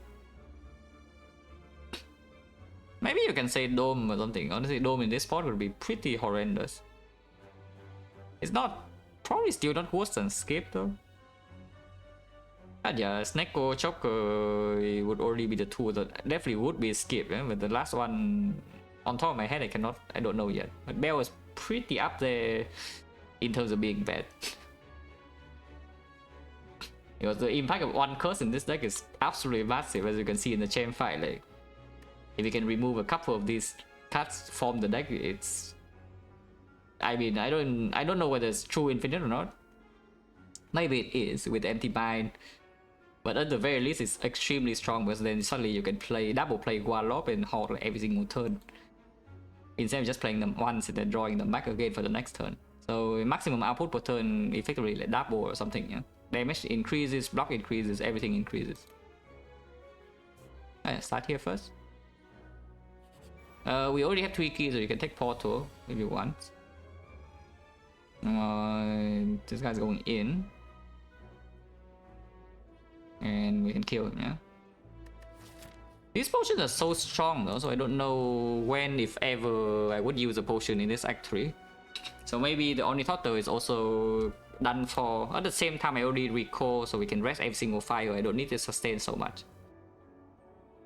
But these potions are so freaking good, I think for now they're just being kept. Because with the Warlock, the Strength Pot also blocks, you know?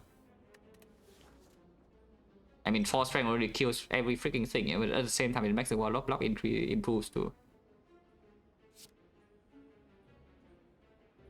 I don't want to take 1 damage here, which is why I kill this guy.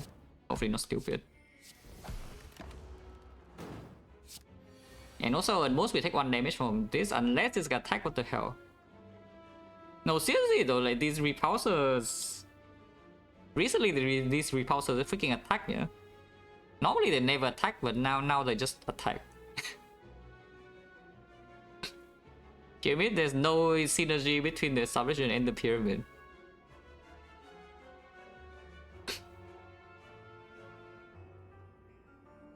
But yeah, it's just meditate, and also basically they play around different things.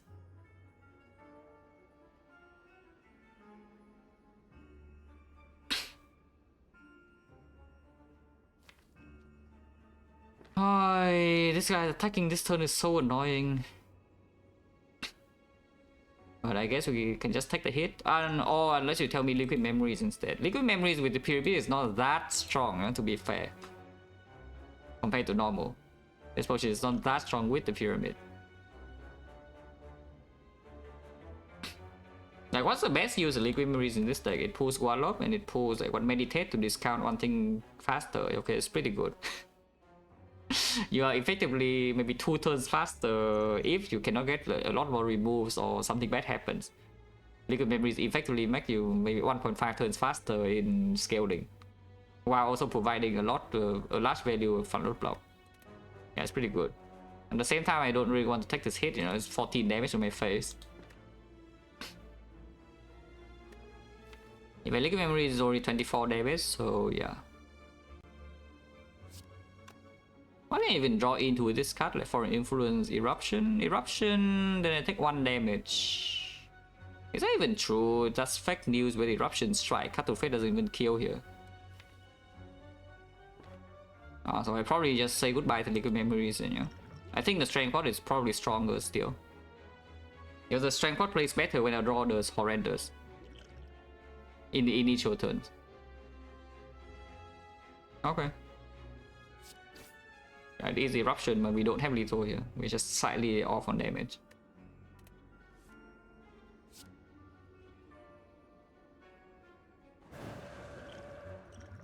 Plugging.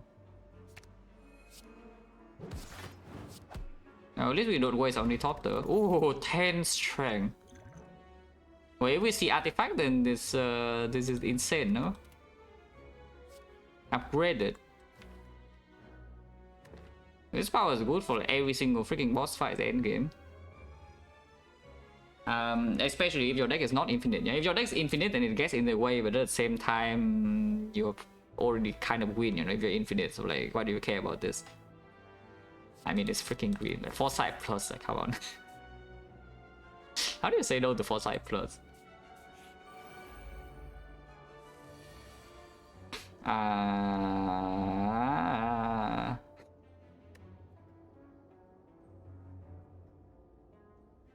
Yeah, this deck does have some problems still, yeah, for sure, even with the Mega Prep, because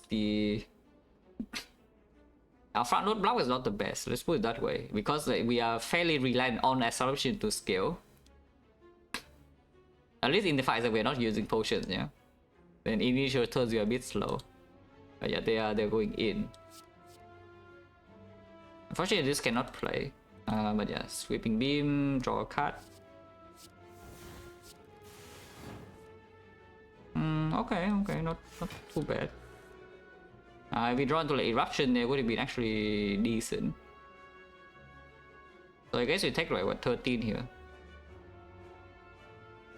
But yeah, okay, 13 is fine. We can rest back up. If we already face so much trouble in the opening fights here, then maybe this is not actually super safe, yeah. Even if we can rest at the fires, maybe it's not actually very safe.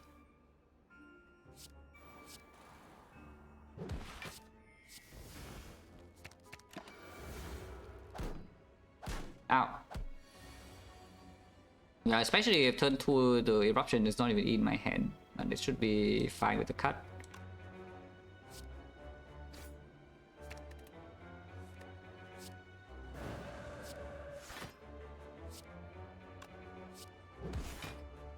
And yeah, the empty mine is 0 cost, so we can simply do that. In fact, we can stay in Wrath, and staying in Wrath is lethal here, next turn guarantee. Oh, good. Now take check of the boss event, yeah, next that takes damage to Darkling, then we take the portal, right? Oh, that would definitely work. Ah! Oh, this potion is so good, but this potion is also so good. Foresight minus, yeah, minus, no green, no deal. I mean, even if it's green, we don't take the second one now, already took one. This thing is green, and this thing does help us with... Actually, it helps us with Retromancer. Our AoE is non-existent. Yeah, our AoE is actually non-existent. And our energy is also short because, you know, we're on 3-base energy pyramid and one cost count doesn't exist. Maybe I should have picked the Tranquility then. I was thinking that if I see the force energy after the Act, I don't want Tranquility in my deck anymore. And maybe that's stupid. That's probably stupid. Yeah, I probably should have just picked the Tranquility.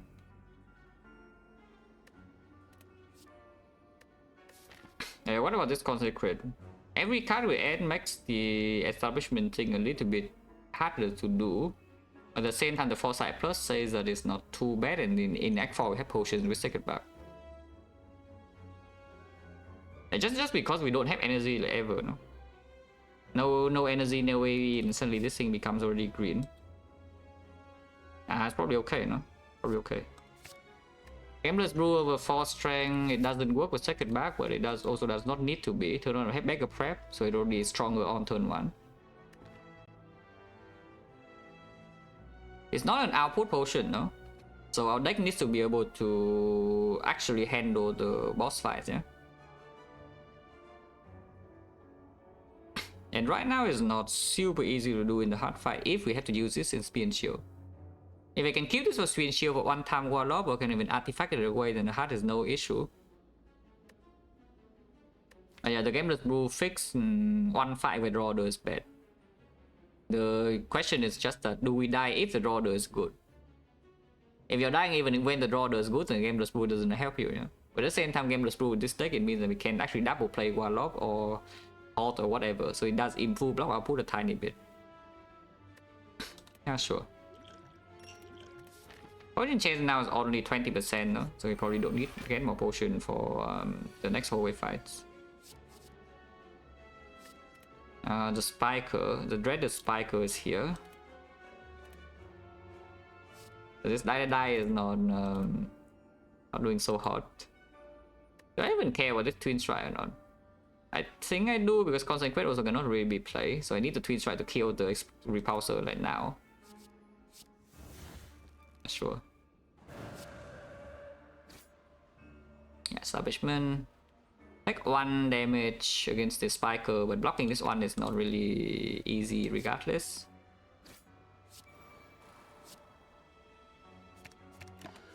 Ow. I mean, good thing I recall, yeah? Because I do see that maybe we actually need to spend quite a few rests here. This act.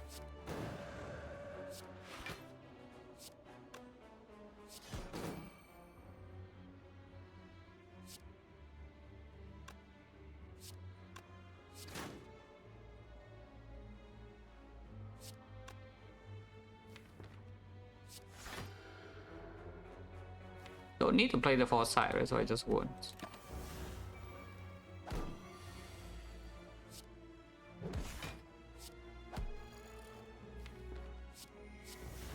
Wrong order, but also probably doesn't matter too much. Yeah, now there's Twin Strike in my deck. Oh, being frail here is a bit annoying after I have already exited, yeah. Because how do we enter Wrath or even deal damage to this? Because once this thing get above 12 spikes, then the Warlock cannot even start the turn anymore. But maybe, yeah, maybe we are fast because we do have the foresight, right? Look at this, we can Warlock. And we can meditate back the Warlock. Eruption cannot actually be played, that's quite sad.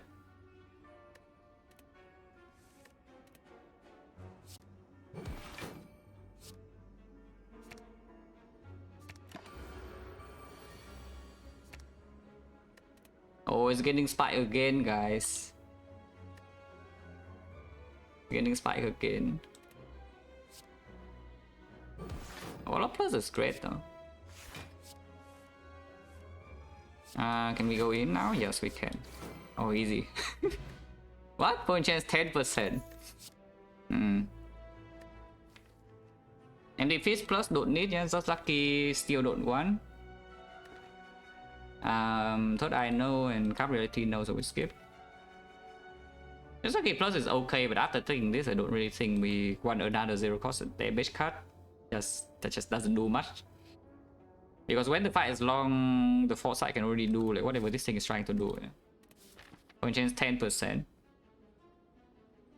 Do we want to get stronger, or do we want to skip the whole wave fights because we are scared? Now these fights also don't drop potion, but at the same time we dodge these, and these fights don't drop potion either. Advanced always can be really annoying for this deck, yeah, some of them. Anything that really attacks a big amount on turn 1, you know, like triple jaw worm can be an issue. If it attacks on turn 2, like the spike growth, then it's a little bit less annoying, but at the same time, if we draw badly, the spike growth attacks you every single turn is big damage number. So if the establishment is low or the eruption is drawn at a bad time, suddenly we just take every single turn damage and they need a potion. Maybe after the first 3 fights I'm a little bit worried, yeah? So now we dodge the whole ways or what, and the tiny chest would have gone in. If I went to 1 question mark before was the... No, there's not even the 3rd question mark, yeah. In order to get 3rd question mark I need to go here first. Yeah, the spaghetti is also not very easy. Ooh. Yeah, normality is absolutely no, so we take a red deck. Talk to the hand? What does Talk to the hand do in this deck? Block 6 per turn until when it blocks more than like 6 or 9 per turn, it means I already win the fight because everything is 0 cost. So no. The deck that wants Talk to the hand, yeah, I will explain a little bit. I mean, it's not so difficult, but the decks that want Talk to the hand are the decks that need to play Flurry or Weave to deal damage. Or it has the Tantrum plus. Those are it. Otherwise, the Talk to the hand doesn't actually block you that much. And this deck, there's no Tantrum, and there's no Flurry, and there's no Weave, therefore Talk to the hand is not even that good. This blocks way more than Talk to the hand. Simplified. This also blocks more than Talk to the hand.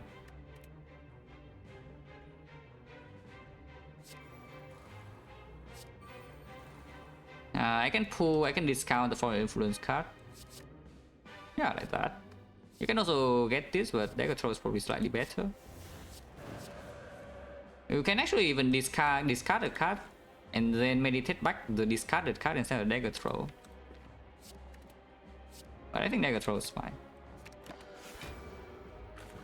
I mean, Slime Balls are no problem, yeah? Yeah, probably is no problem. Claim is no problem, whether it's true or not, yeah, nobody knows.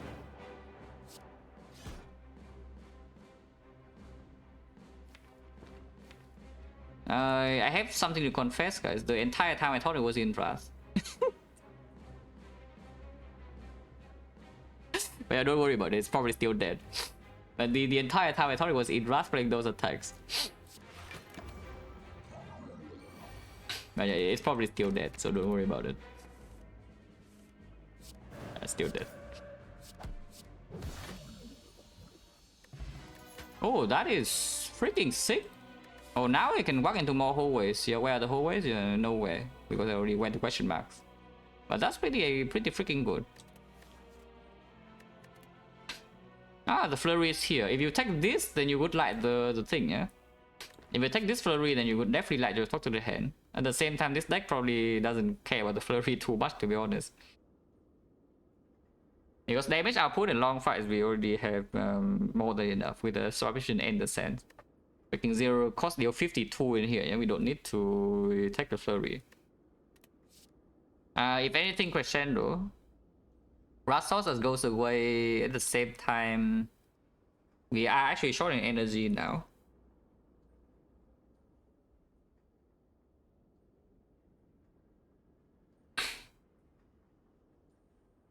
Yeah, we are actually short in energy now. But the bad draw though is still when the crescendos, when the eruption's bottom deck, right? It's an establishment's top deck, but eruption's top bottom deck we still cannot do much. 10 bluff, yes, 10 bluff. To be honest, not the worst thing I have ever seen, because when you make it 0 cost, you play the evaluate, right? And then you empty mine into the inside, and then you inside back into your empty mine and end your evaluate, and then you play the evaluate, and then you empty mine back, and you're infinite. Wow. Ah, yeah, go left. 2 elites in double shot to remove. Wait, what? We already saw the golden shrine last act, yeah, so this is the second golden shrine in the run. Could have been so freaking rich. Wait, this one actually could have made like an insane amount of gold, no? Because you saw the knowing scout, yeah? It could have been click more. You see 2 golden shrines. You even see a freaking serpent in act 1, which you can take maybe. And then you have, I don't even know, like 2,000 gold or what. Oh, you also saw the 1,000 gold event just now. Wait, this one could have been insanely rich. If somehow you can ignore all the curses and you don't die, you have a ridiculous amount of money. Okay. Is there any upgrade that matters? Question upgrade actually can matter a little bit, and we are actually decently healthy now, so maybe don't need to rest. Honestly though, in this part I think I would like to manually upgrade the establishment. Doesn't happen very often, yeah? But this is probably a run that wants it. So just to guarantee that establishment is in my hand on turn 1 and is played. Because we have backup prep, lantern, and now the helix to mitigate the fight as a demand front load on turn 1. Also, in long fights the deck does not function until this is in play. So I really don't want to see a fight where this is drawn on turn 3 and then on turn 4 I start discounting and then I'm just one cycle too slow. And resting at the moment is wasting a bit of HP. Yeah, sure. I don't remember if I have manually upgraded this before ever, yeah, but it's happening now. This upgrade is also half of the crescendo upgrade in a sense. Because if you just play this on turn 1 anyway, then this will become 0 cost.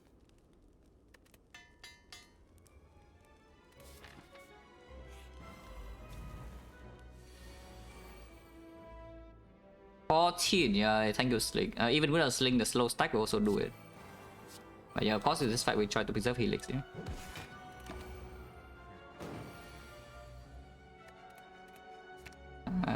This is gonna be capped. I want to discount my Eruption, but I guess you can also just pull back like VG Warlock, for example, and it's strong too. Not sure. Draw Eruption anyway.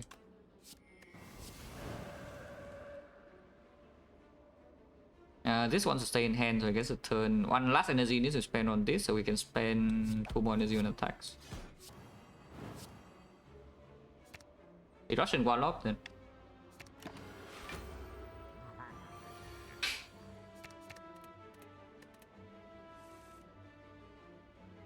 I think yeah, starting from the establishment over the vault even. Because again, yeah, let's just imagine same card reward, same relic bar, but you have a vault instead. Are you feeling safe or what from this spot? Because I am not feeling safe. I'm really not feeling safe even with the pyramid. Like, oh, it technically just you lose you never see better cards and then you lose a 50-50 against a heart and your run is in shambles. You win the 50-50, you're probably fine because the Helix buffs the big hit. And then you Tori the first multi-hit and you take only, I don't know, like 15 damage first cycle or something. Counting mid of death. And then you have enough HP and maybe you can circuit back potion to kill the heart before you die. It's scary. Yeah, it's scary.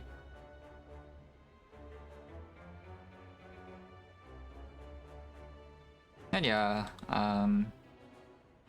do I want to exhaust the crescendo? Because maybe I do. I probably actually do.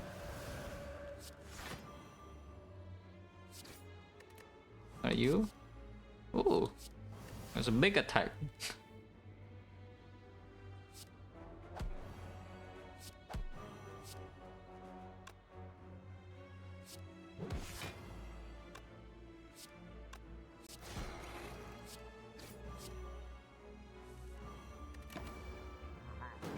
We have Helix now, yeah?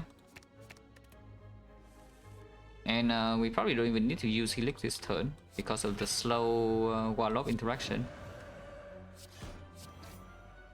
If it's not dead, maybe it's dead. It's actually just dead.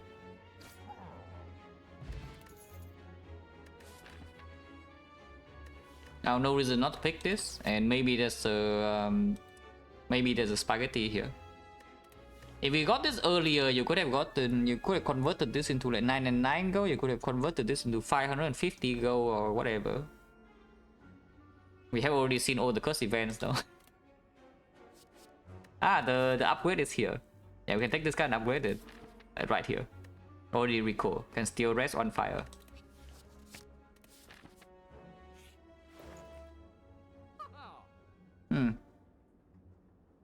Well, this is like so freaking strong. Yeah? At the same time, it cost me 2 reboots. Because right now we can do 150, 175, 200. We have enough gold to do 3 removes in the next 3 shops. So is the gambling chip stronger than empty cage or not? Because in this situation, I would say the answer is probably no. For the current deck, I would say the answer is probably no. In fact, we even have gambling chip for 1 fight here with this. So we just remove, yeah. Yeah, let's just remove. There's also a funny forethought card in here, but probably not. Defense now can be kept over strike because defense could be used to preserve the helix on turn 1 against the heart, but strike cannot. Prostrate? Don't need. Establishment already does this thing's job. Because what is the prostrate doing usually? It doesn't do anything in the first few draws, but then on like turn 5, turn 6, maybe turn 7, turn 8 or something. In a later turn of the fight, yeah, you have one big boost turn. With a divinity, you can go in with a warlock, you can go in with some pennip or whatever, I don't know. But the whole point is that eventually some enemy scales to a very high number and you cannot keep up. And the prostrate is giving you like 1 extra turn. Because you can cheese 1 turn with the divinity. And the turn afterwards, hopefully your fight is won. In this case, you don't need, because when the fight goes this long, our entire deck is 0 cost. Let's say we head in for the Belgis or Marie again, 99 go. Consider 1000 go in this pattern. Probably not even. I think I just take the Relic anyway.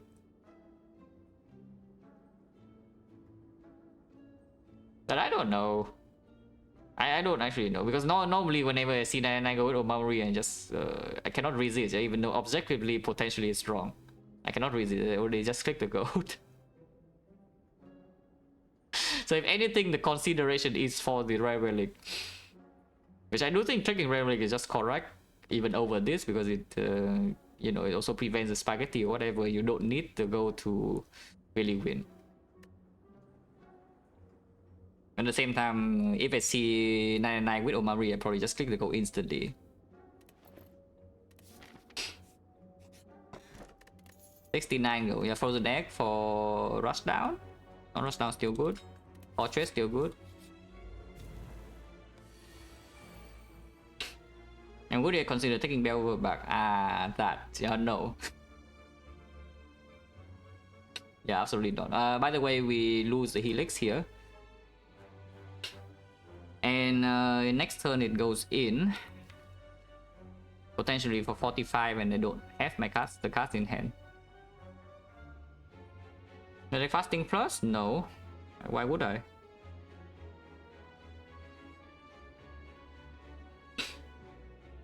That's potentially pretty bad. We can rest though, but I would like to upgrade Scroll. And Warlock block the next turn doesn't even do anything, yeah? So we can only use it to block this turn, and then next turn it goes in 45, and I block 5 in my hand. I cannot gain more than 5 block. Maximum is 23, 31. Yeah, maximum block I get next turn is 31 with this. In order to prevent this, you can flex spot right now to keep the helix. I'll take any power, Fortress plus. What do you mean? Fortress plus, of course, gets in my deck.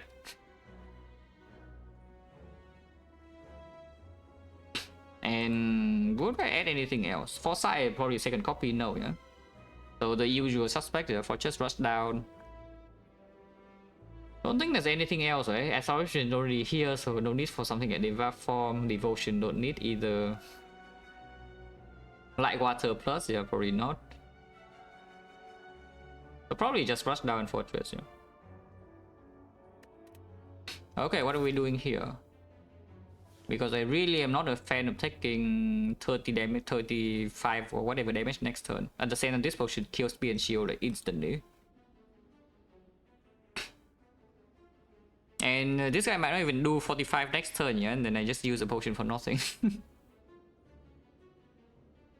But in the case where he does the 30, 45 next turn, there's actually no counterplay. Even if I want the potion next turn, I cannot.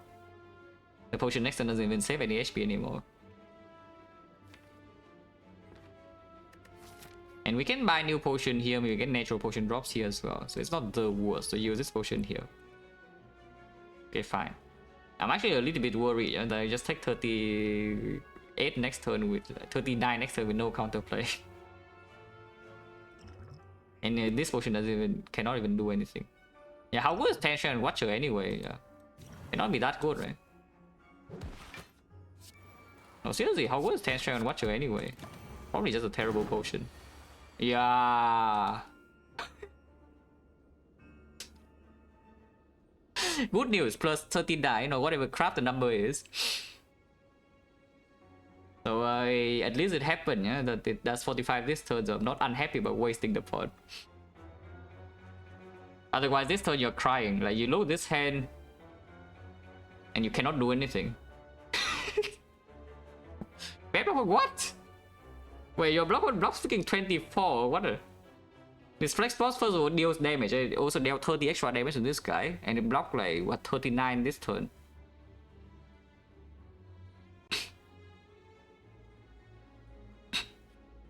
But okay, here, now what? Now I hope that we already win the fight. We just pull back Warlock Eruption anyway, right? So, doesn't really matter. Yeah, and now the fight should be easy. Because it's hopefully dead this turn. If it's not dead this turn, the next one we have to face potentially another 45. And I sure hope it's freaking dead. Because we have the scroll in hand as well and like a lot of attacks. That's dead. And grid. Holy. Wait, what? Wait, where's my gambling chip?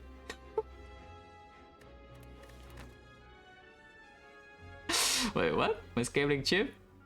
Huh? Powers. Tranquility Plus is back by the way, so do you want it or not? Because there is the scroll now, so energy front loaded boost is pretty good as well, and there is the Gameless Blue for one time. At the same time, because we have Tranquility Crescendo in hand, so maybe your early turn breaks a little bit more often, especially with this. At the same time, yeah, probably okay, no? Yeah, Vow Pickers are finally chilling, you have this. Yeah, you have this card. You can finally... I don't even know how you play this in the first place, but maybe you can attempt. Turn 1, oh yeah, just turn 1 you have your... You draw the Vault Plus and the Deva Form together, and now you Miracle with 5 energy, and now you play Deva Form Vault.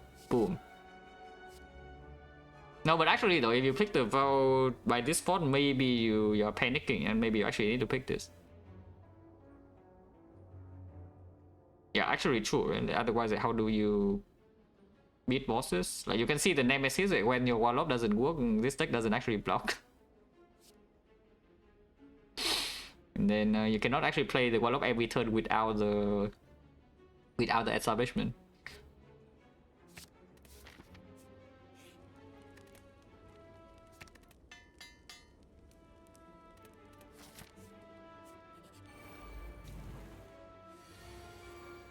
Oh, seriously, where's my Gatling chip? Because this hand without Gatling chip is actually trash, yeah? You can see right here, this doesn't even kill dagger.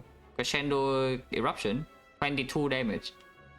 And now Retromancer is going in next turn or what? Yeah, guess what is in my deck?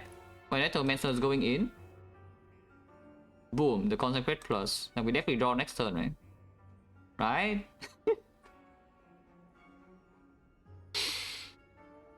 Yeah, surely we draw the Consecrate Plus next turn.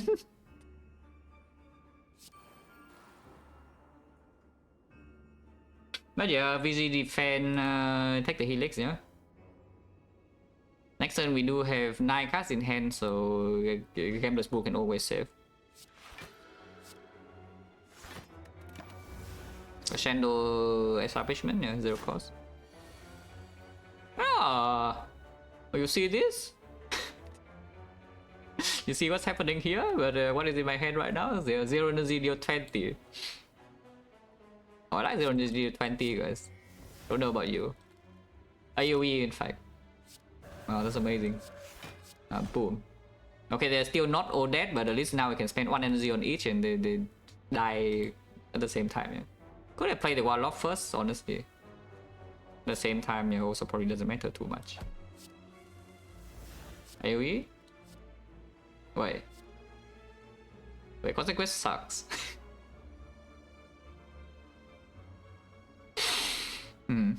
Okay, never mind. Consequence skippers, you're chilling.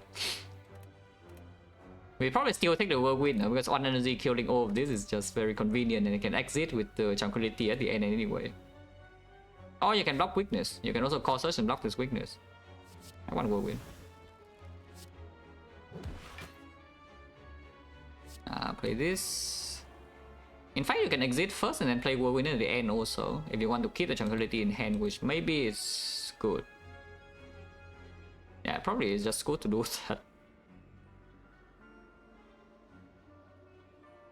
Yeah, probably just good to do that, huh? So yeah, empty mine and then Whirlwind. We have Foresight in play, right? So yeah, this is okay to do, probably.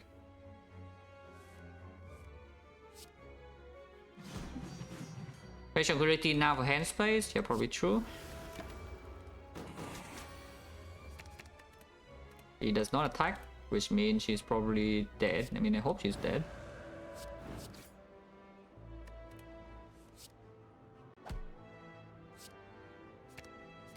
She's dead. Oh, good.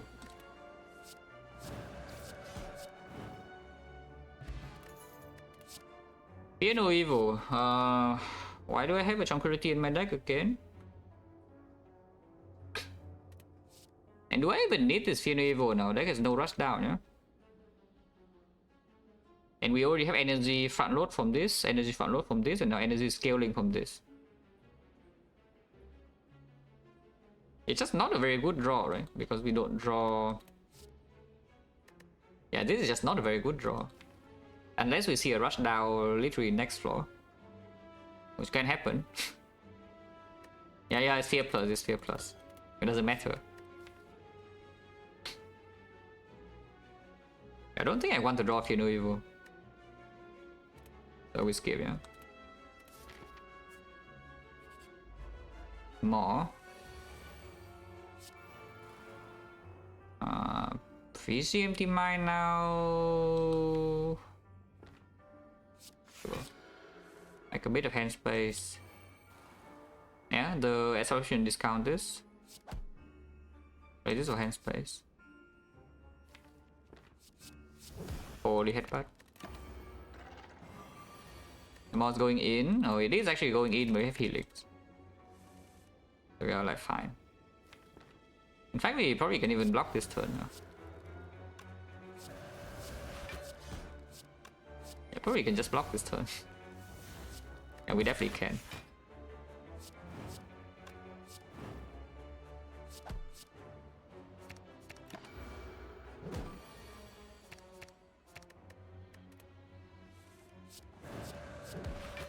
And I mean, you can see after one time of playing the Meditate, the deck is... we just have control over the fight. We do need to play the Submission first and then the Meditate, and the turn afterwards we get control. It takes quite a bit. It takes a bit of time.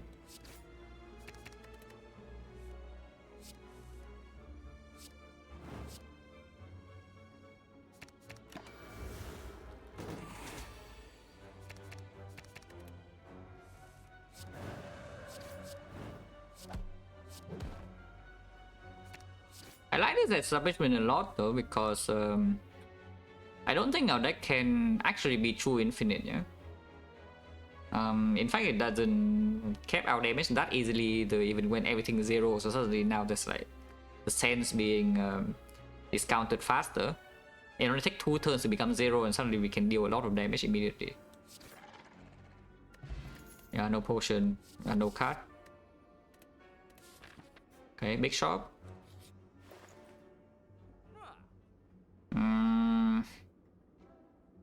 I mean, it is pretty big.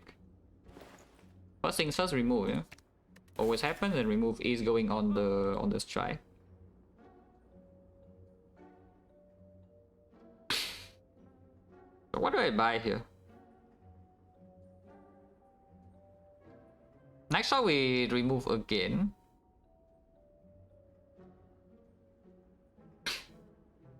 Cancel boss early, yeah, you can buy the brochure. I am thinking about this next spot, I don't know how stupid it is. But plus freaking 4 dexterity in this deck, yeah. We still have on defense, but we have the halt, which is plus 8 on the halt, plus 4 on the VG. Everything is green and it actually improves maximum block output per turn. You can back the Tori Rod as well, but at the same time, with our weakness, it works until 3rd cycle of the heart, and it still kills the helix. That's the thing. So if you lose a 50-50, you still need to block the big hit somehow. But you only need to block the big hit, to be fair. And then beat of death is also not a massive concern. If you take the tungsten rod instead, yeah, then you can still buy a potion plus a remove an X4 or just a potion with a secret bag. As for me, what? This is the worst thing to buy in this shop, but please don't throw away your gold for a card you cannot even play, yeah, in boss fights.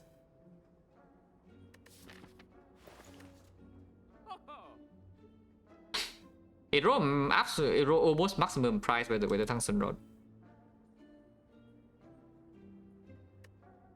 So do you want to hold for battle or do you just take this tungsten trolley thing? But then my boss, my second back is very sad. And I don't even know, do we need the tungsten Tori thing at all? If Tori just works without the tungsten, we face maybe, what, 10 damage in per every multi-hit instead, yeah?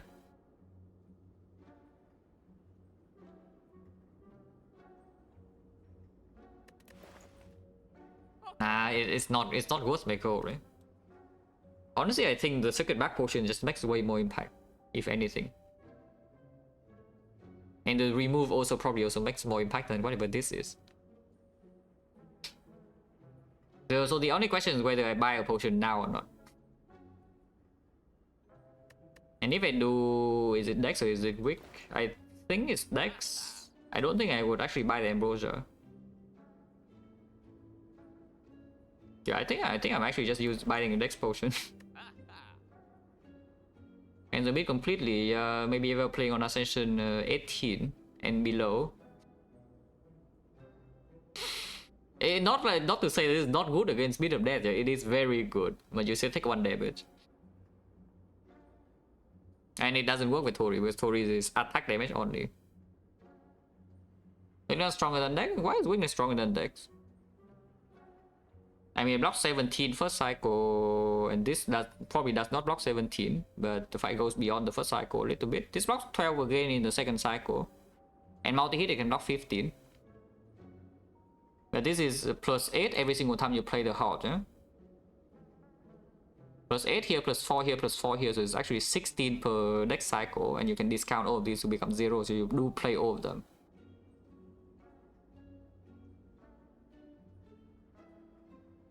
And the thing is that next spot actually can play in Spear and Shield. The weak part will not play in Spear and Shield ever.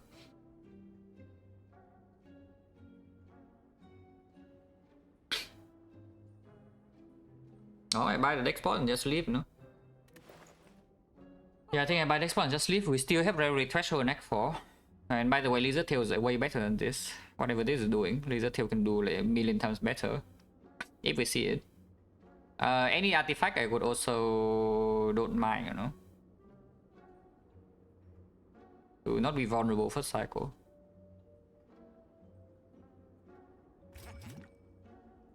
If you buy this, you're 1 gold off on removing an Act 4. And I don't even care about this relic, I don't think. We just move on.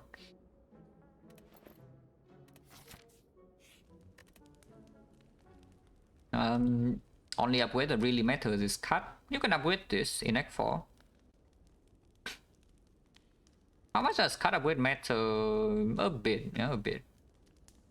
Yeah, when cut is 0 cost, but we also don't have enough remove to just consistently cycle back into this. Plus 1 strike can make a difference. Yeah, 20 gold for influence can be removed plus relic. Sometimes can be potion.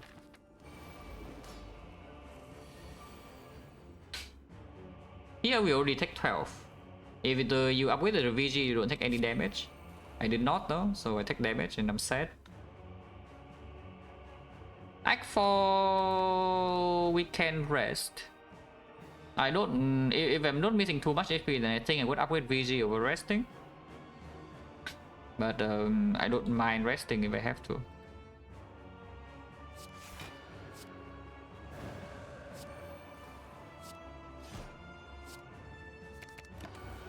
Ow.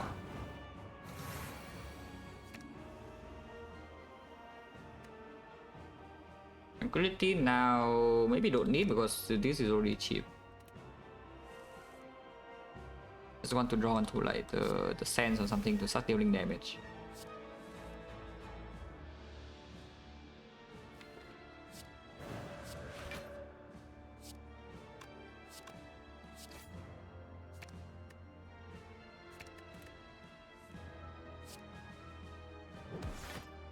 I'll put this in. Probably good. And then if we draw, yeah, if we draw back into these, and we can continue our turn. The turn is not even over yet.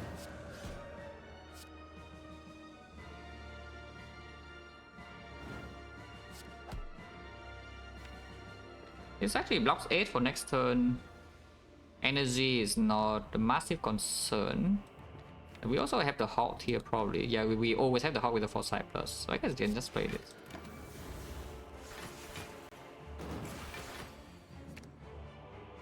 Foreign influence never played or what?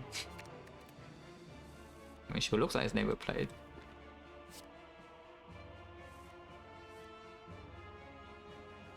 Can I can space now?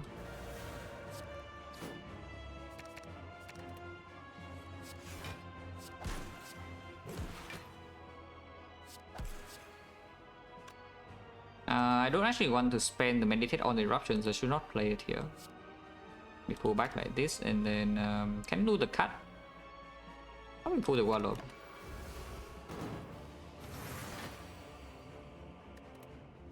Yeah, after 2 turns the sand will reserve cost and now we can deal real damage, yeah. That is not an upgrade. Flash of Steel is just fine though, so we can take the Flash of Steel.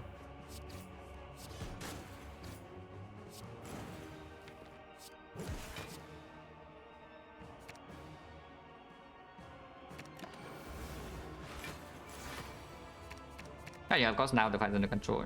We took damage on turn 1 and never again, which is what you expect from this deck. But after a couple of turns we never take damage. Because every turn we get stronger, yeah?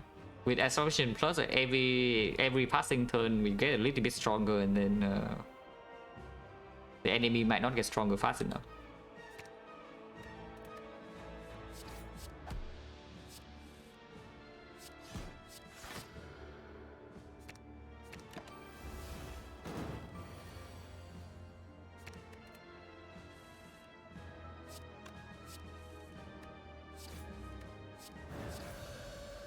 No set relic. That's a more annoying fight. Yeah, definitely the more annoying fight between the two. And we don't have enough energy to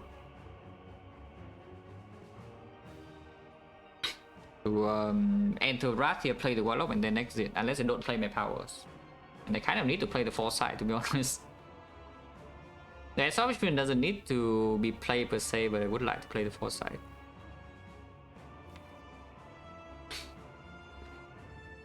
Even though Establishment does discount this.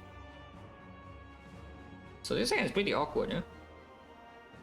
If I go in Wrath, then it attacks me for 16 times 3, which actually says that 8 plus 24 is taking 0. I am, however, in Wrath. But if I do VG Eruption Warlock, I'm taking 0. And I still have the energy left to play Foresight or Establishment or both. Maybe just do that then.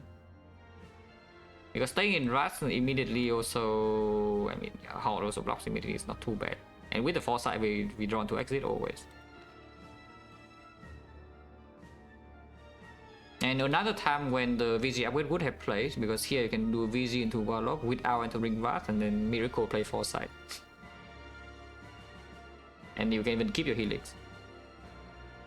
But yeah, I think I just do this.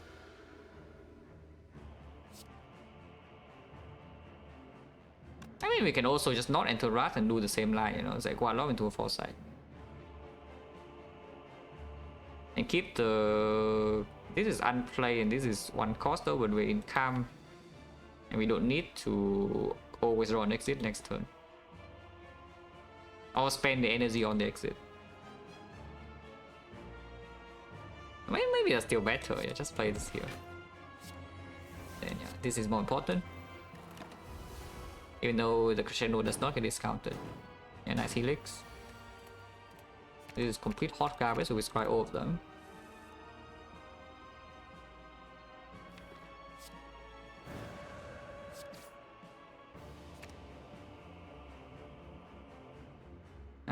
This turn I'm already taking damage, yeah?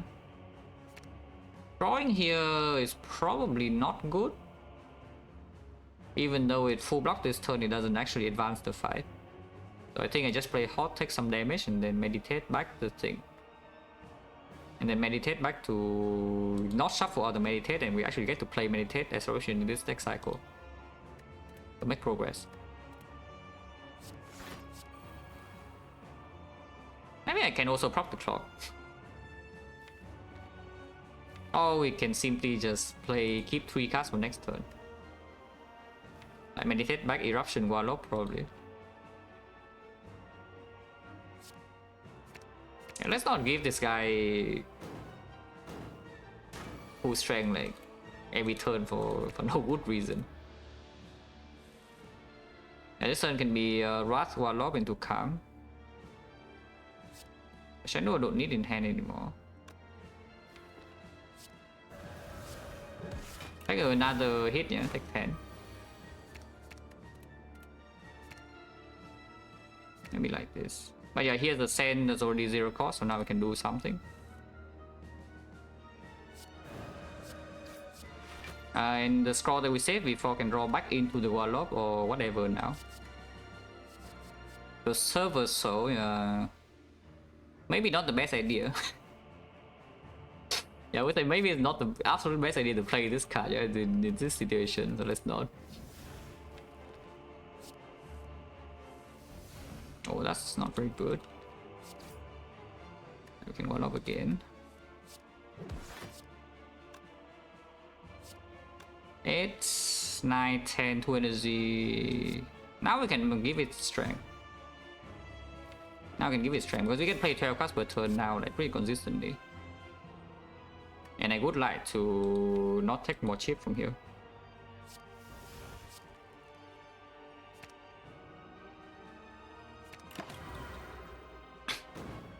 If possible.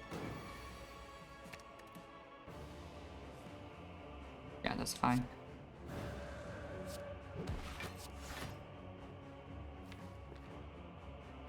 Can I kill it from 240? Pretty hard. Pretty hard, so we probably need to block again. Yeah, should be fine.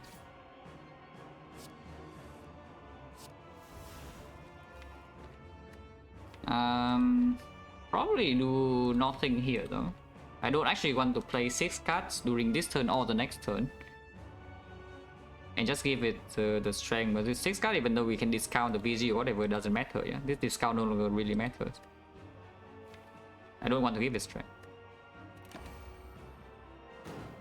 So now it resets, but we we scry back into the powerful cards like this. Do nothing. You can enter Wrath here, 1 card. If you enter Wrath next turn, then Warlock blocks a little bit more though, because it does gain block immediately after resetting. And it's like 1 card either way. Yeah? Oh, debuff, huh? That is a bit scary, but I hope that with 12 cards we can block. Even with 6 strength, I hope that with full 12 cards we can block this. If we cannot, well, that would be really, really annoying. But hopefully we can.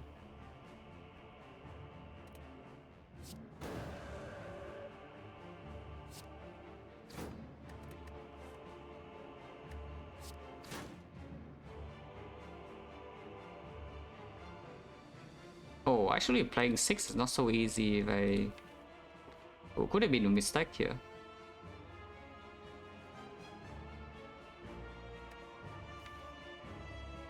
Kind of need Eruption and Warlock in hand. Probably still fine. But yeah, I need to play either Anti-Mine or the Meditate here. Yeah, or the Halt here. Otherwise I don't really have the thing. But I guess I can just play the Halt.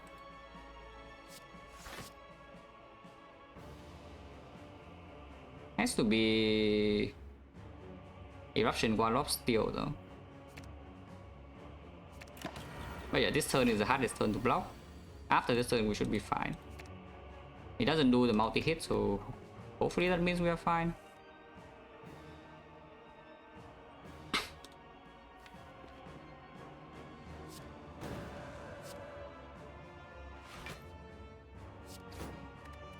Feels like to still deal damage, no? Dealing damage is very good. Okay, should be relatively fine. 1, 2, so 8, and then 12 cards again, yeah? Yeah, 4 cards here, 1, 2, 3, 4. Take some damage this turn, but we don't die to this, and then we kill it next turn. Okay, all good. And this is even with our entire deck costing 0, by the way. So no, seriously though, it's a really good thing that there is an establishment in my deck and not a vault. No? Because like otherwise isn't this run like super giga suspicious, like output wise. The output is still not very... It's still a little bit suspicious to be honest even from this spot, but we do have gold and we do have back potions unused. Okay, to be fair, only 1 back potion is not even that strong, but it is something. This potion is just a normal potion. Kuro, thank you for the red. Yeah, this turn will possibly kill.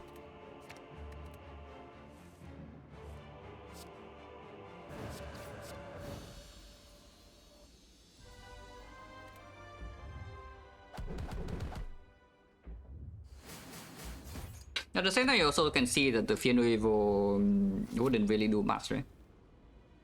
Because genuinely, right now, we're actually lacking draw, yeah? We're not lacking energy in long fights, we're lacking draw. Can rest of 14? It's not actually 14 because it's only top though, and if we can do speed and shield clean, then it's less than that. How is the final score to be, say, something? I don't know, like 3,900 or something could be pretty unusual. I mean, 4,000 would of course be nicer than 3,900, but around there. 3,800, like pretty common. And actually score, I don't know, like maybe 3,000 or something.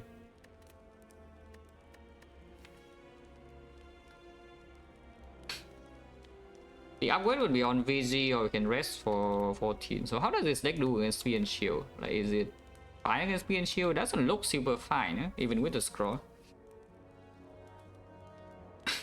Because on turn blocking 60 5 on turn 2 is very, very difficult. If it's spread out like turn 1 30 something, turn 2 44, then maybe we can deal with. But if it's a 65 on turn 2, it's really hard to block. And then this rest becomes real HP.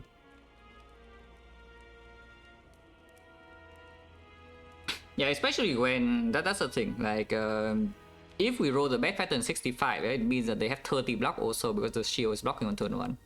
And then the Warlock it also doesn't even land. And we only have the Halt Plus. So looking at this, I should have actually picked the Spirit Shield one because I was thinking with the Halt and the Warlock and the Establishment Meditate, we have enough block scaling, which is honestly kind of true. At the same time, a front load with just the Warlock and the Halt is not strong enough.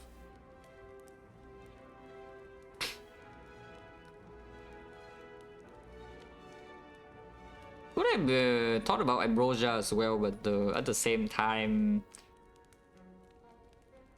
I am a little bit more scared of the hard early turn stun the Spear and Shield, yeah? And the Ambrosia is almost only in the Spear and Shield, and we don't even have enough damage for the Ambrosia to kill them instantly.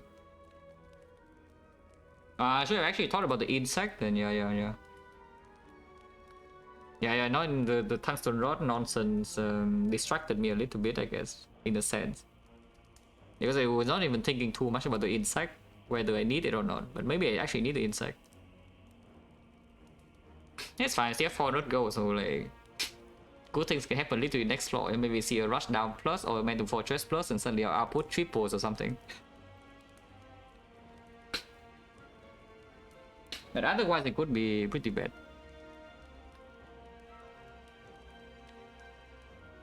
Yeah, I think I'm resting. Upgrade is on the VG, which is potentially +4, but sometimes not.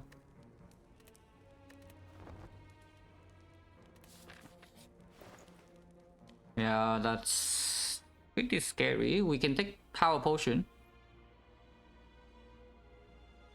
2 powers, yeah? Over the next spot in this situation then. Gameless Brew... Yeah, exactly. Now there's only good shops left, exactly. Now that I have gotten here, only good shops left.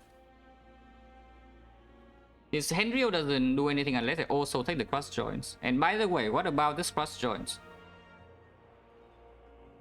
It still doesn't do anything in the Spear and Shield, though we'll do something in the hard fight.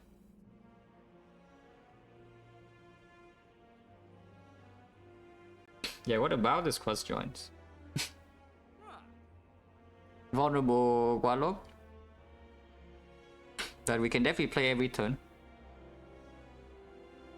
Yeah, Question Henrio doesn't work though. They have 2 artifacts and we don't have bag of marbles or whatever to strip. So it takes a bit to apply vulnerable still.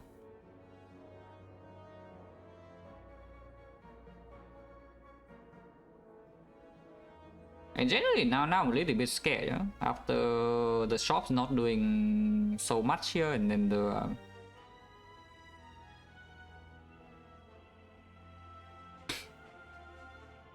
actually no, we do have 2 strength and Spear and Shield. And upgrade establishment there, yes I did. In fact it was the first upgrade in Act 3. It was the most important.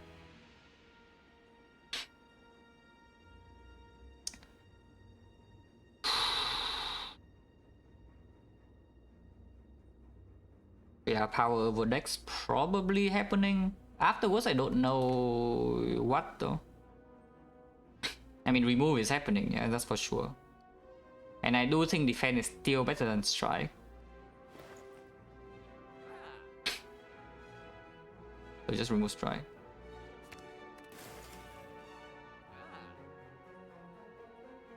But yeah, cross joints only in the heart, yeah? But the heart is already power potion. Power potion doesn't, it's not going to be used in Spear and Shield probably, because of Spear and Shield we have the sling. And then if you save potion for the heart fight, you also get only total value.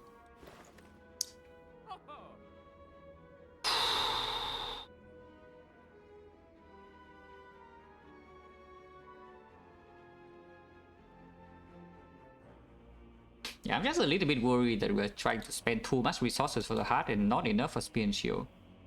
if I take both the Crossjoy and the power pod.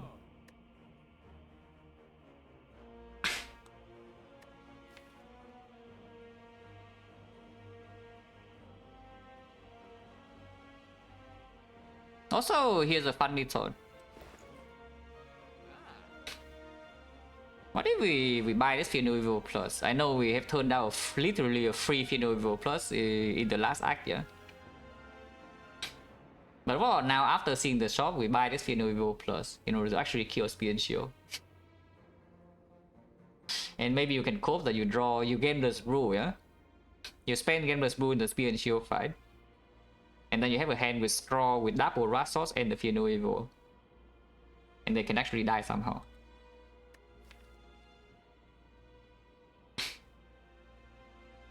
Because it also improves the anti-mine a little bit too. In the hard fight, it would not be a good card. Yeah, in the hard fight, the Fear No would not be a good card, which is why it was not even picked for free, yeah? But maybe now that we see the power pod, and also the cross join for the hard with the Warlock idea, we pivot.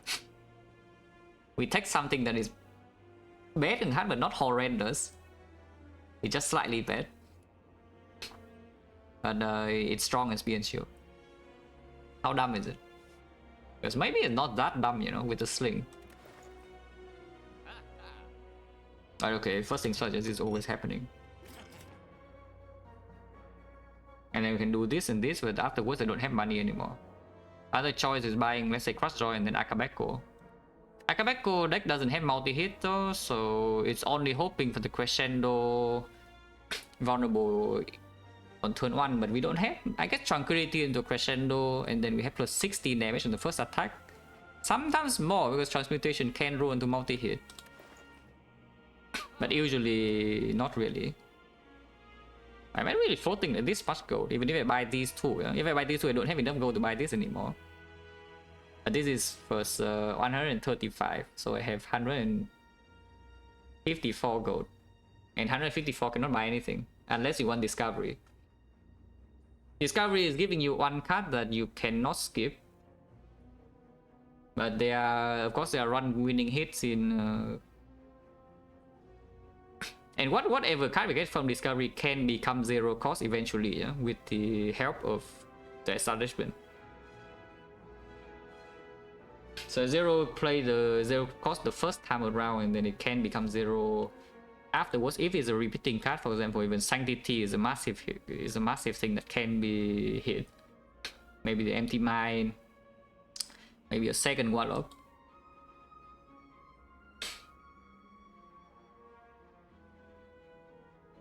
How many cards are here? 1, 2, 3, 4, 5, 6, 7, 8, 9, 10, 11, 12 real. With the hard becomes 14, and just 14 is actually still way too much for us to do more than twice per turn. As in, you cannot play like Warlock 3 times per turn, you cannot play Hot 3 times per turn. So maximum output is limited, yeah, unless the power potion works.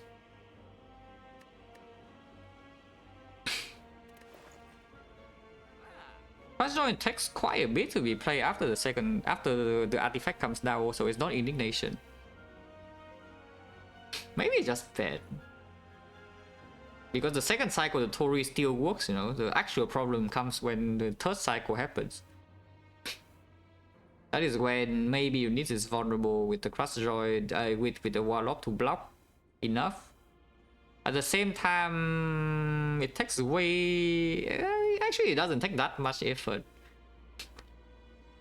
Because you can shuffle like twice per turn even. So maybe it takes like 2 or 3 turns or something to strip artifact, and then but then we still need to play the Crossjoy on top of that. So watch around stressful, it is both a little bit of both, because we have the pyramid, but our deck doesn't have enough scaling, yeah. Even though I have already taken the scaling for at the end of Act 1, because I was thinking, yeah, okay, maybe the easiest way to die later on with this kind of start is that we never see scaling. Yeah, guess what? We never see scaling. And right now this establishment meditate is strong, but it's maybe not quite enough in the hard fight.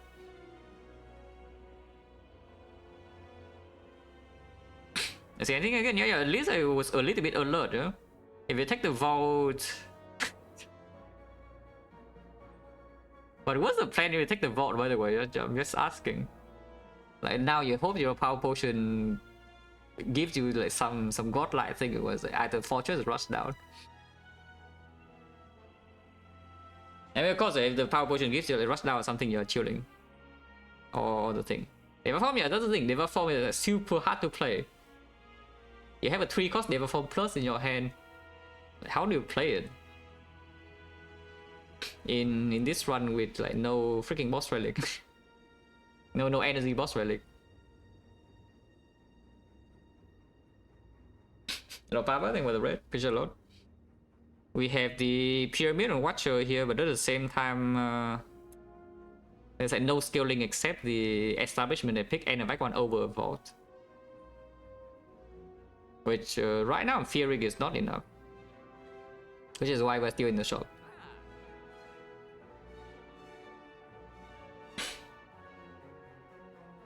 So no, it's not just slow. Like slow is one thing. It's not that slow in this deck. The actual problem is that maximum output is still not enough, even when my entire deck costs 0. And that's the actual scary part. But the power potion from second back can't help.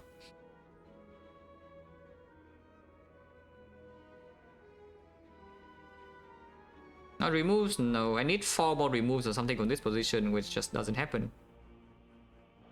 And even with empty mind, it doesn't draw enough.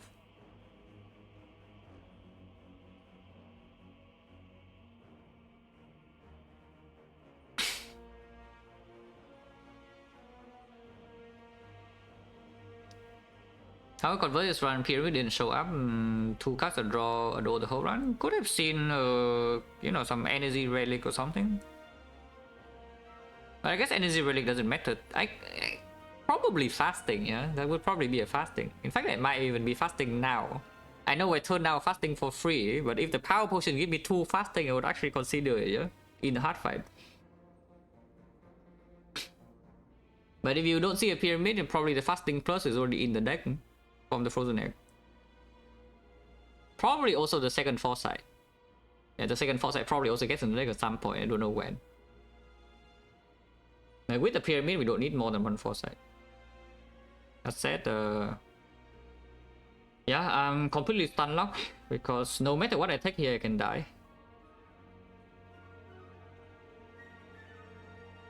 Because of Fear No Evil, the hard fight is already scary enough when the third cycle happens, yeah? And by the way, Tungsten Rod does not help you in the third cycle, this is why it was not bought.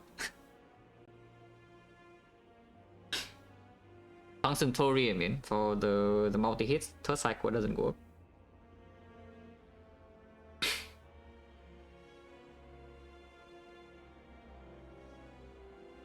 But so basically adding something like Fear No Evil is just extremely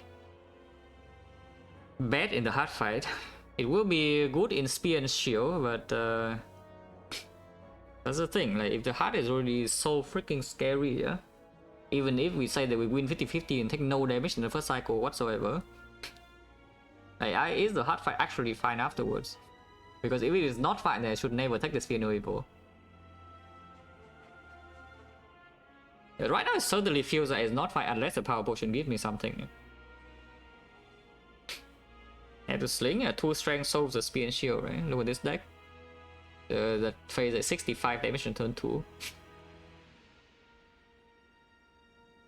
But yeah, I would say though, it's like there's always a 50% chance immediately that the hard first cycle doesn't deal damage.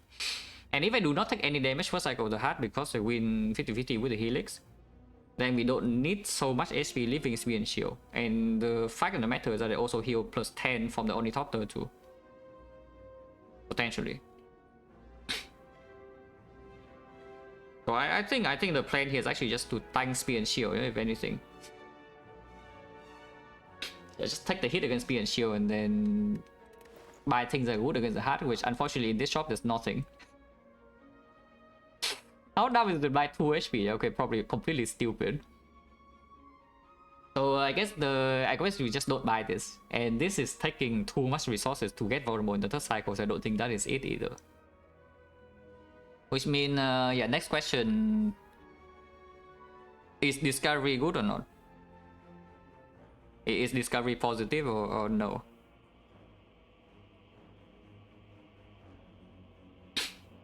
It's pretty realistic, no? Especially if Gameless Brew is not even used. That's also why all the strikes were removed, you know, we have defend. And I can also play like some Warlock or something.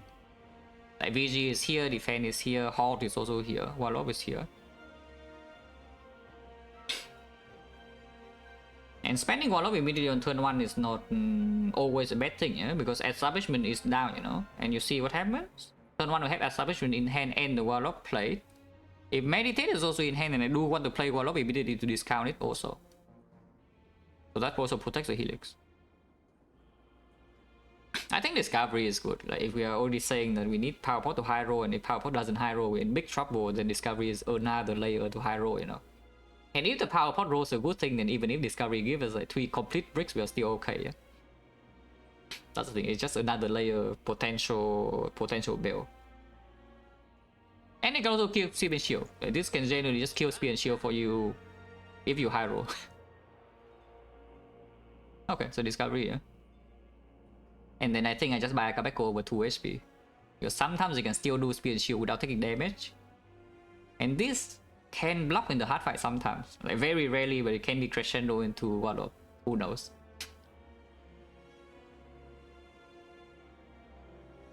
Oh yeah, Discovery, and then a Kabeko.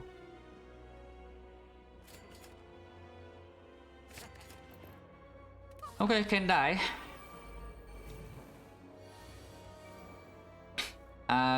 That is probably the good pattern. And this hand is not the worst. Good pattern doesn't mean it's actually good, by the way. It's just maybe slightly better than the other one. But this turn, we take only 12 damage at maximum. Unless you end in Wrath, of course, but... We have a lot of energy here and we can also dig pretty deep, so... How is it to commit to a kill? How is it to actually commit to a kill? Is that we start the turn with... We actually start the turn with like empty mine even. We play the empty mine first for maximum information.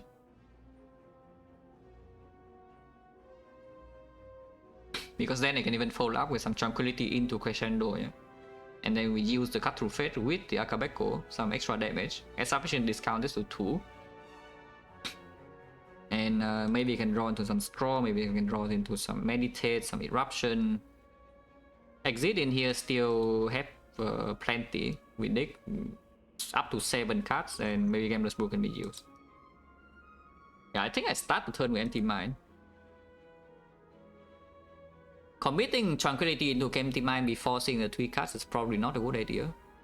But if I see Scroll top deck or something, or an exit, I would probably just use Tranquility now.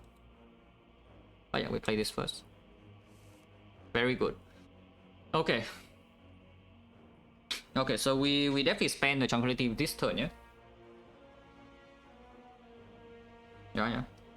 By the way, if we have Fear No Evil in the deck, like this fight is effectively over this turn, the moment we draw into the Scroll. Because you just have enough damage.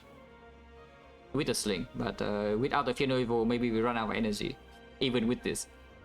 We have 6 energy this turn and 6 is not quite like infinite energy. That side is not too bad. Probably play Crescendo over Eruption because it does gain extra value of from the Akabeko as well. In fact, I might even get to play the Warlock before the cut, yeah? So we can Scroll first. I play this, and then the Halt.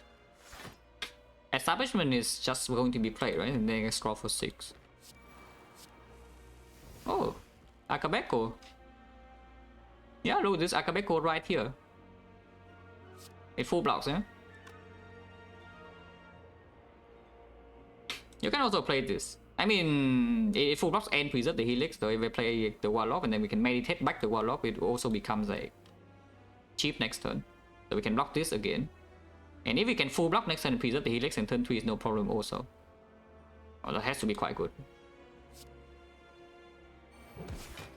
Yeah, the Consecrate 0 for 20. Is foresight even important?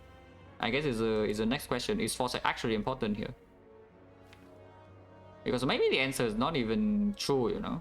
If I cut right now, I can maybe cash in foreign influence attack with 1 strength not being debuffed.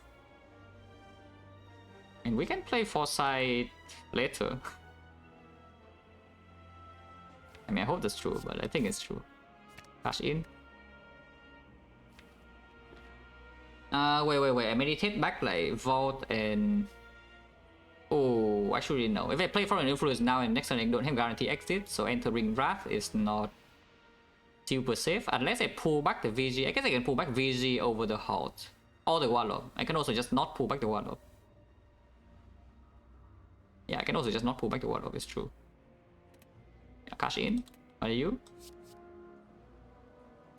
They're dealing same amount of damage. I guess we can just kill this next turn with this now. Yeah, cash in literally. In the redraw, this costs 4 and this costs 2. Of course, this gets discounted by 2 per turn from the thing, but it still takes too long. Yeah? We just play the hand, take the hand creep. Not like it matters too much. Because I think the fight is good because we just kill this next turn with the meditate now. Yeah, it's only at 50 HP. Yeah, we absolutely kill it. I guess we can discount the Warlock still. Turn 3 we don't actually need to block because we have Helix. So this fight has gone effectively, essentially perfect. And we preserve both potions for the next. Is there any reason to play Discovery here? Yeah, I mean, don't think so. We do not even need to play the Warlock because Oracle can block these burns, yeah, so I don't lose the Helix. I mean, if Discovery gives me this in the hard fight, I would be happy.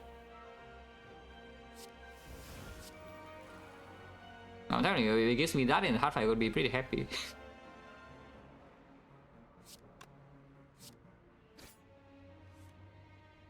But yeah, I need to play Warlock to kill or play this. I just play the Warlock.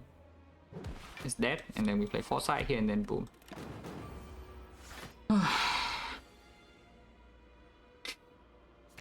This turn we have Helix, so we can never take damage no matter what happens, but I think we can block either way. Not sure whether we can actually block or not, but I think we can block. Also, maybe it dies. Yeah, maybe it actually just dies. Okay, good. I mean, don't have time to set this up, but it does block second cycle. It does block the second attack of the second cycle. The Vault Pickers, you lay this on the off turn. Ooh. Oh, has to be second Warlock, right? Even though the Meditate Plus is also Omega 6, yeah? Yeah, Omega 6, Omega 3 is right here. But it has to be second Warlock, no? Like, this improves our damage maximum output by a lot. And our entire deck is already kind of green. This makes our deck being green faster, but at the same time, if we're scared the maximum output is not enough, then just take this, no? Yeah. I know this position is not even so bad anymore, especially if we win the 50-50, which by the way, Warlock is blocking. In fact, I can open Power Potion immediately, but then I lose only total value. That said, if I see like 2 Deva forms or whatever, I would like to play them now, you know? So maybe losing 5 HP is not the worst thing I've ever seen. And this turn is just clean Warlock, Foresight, Establishment, Foreign Influence, skip a card or something. And we still have the second Warlock in hand. Yeah, I just want to see the power now. Are you? Oh, that is very interesting and also probably strong. 1 devotion is not fast enough, but we have 2. And we have 2 Warlocks also now. On the other hand, you can take Blackwater with 10 passive block per turn, but like, come on, devotion has to be stronger, yeah? Hello, Byron. We have a run with Pyramid, but there's no output in the deck. I already took the Establishment and the back one over Vault. And that was my output for the entire run because I saw nothing else. But here second back potion is giving me like freaking devotion Warlock. Yeah, I mean the run early game was very strong, yeah? And then I have the pyramid, but end of act 1 rare card was establishment over vault. Because I was thinking, yeah, okay, this early game cannot really die with these relics. And I have 2 potions. So the only way this run might be in trouble is I literally see nothing else. And yeah, I didn't see anything else. Also brilliance devotion. And some bonus turn, that's it. It is freaking 4 mantra, no? So 4 mantra, so next turn we gain 4 and then we gain 8. It lands on the off turn. Yeah, okay, it lands on the off turn and then on turn 5 it lands again, which is the second attack. Yeah, it is a burner turn. Okay, fine. So this doesn't actually help us block or with the warlock. The vault pickers. Yeah, this is intentional. This is on the off turn, on turn 3, and then again, unless we don't play the devotion. Yeah, open seeds the line. Yeah, the line is completely stupid, but you can also just not play the devotions in here. You have 2 devotions in hand, 1 cost. Wow. Okay, we play the devotion. Yeah, we pick them. Don't be stupid. That said, it is true. It is true that the devotion right now would be nothing except just damage. Again, you give us energy. It can give energy. Yeah, it can give energy before the meditate. It's like super playable. You can also play 1 devotion, yeah. Play 1 devotion now and then the second devotion can come in after. Doesn't really change anything, no. It actually doesn't change anything. Like that is just worse because the first in divinity is still on the same turn. It's on the off turn, first cycle, and the second divinity is on the off turn instead. Instead of the burner turn is on the off turn. So that is even worse, yeah. Unless you want to hold this devotion for like 3 turns or something. Okay, let's not do that.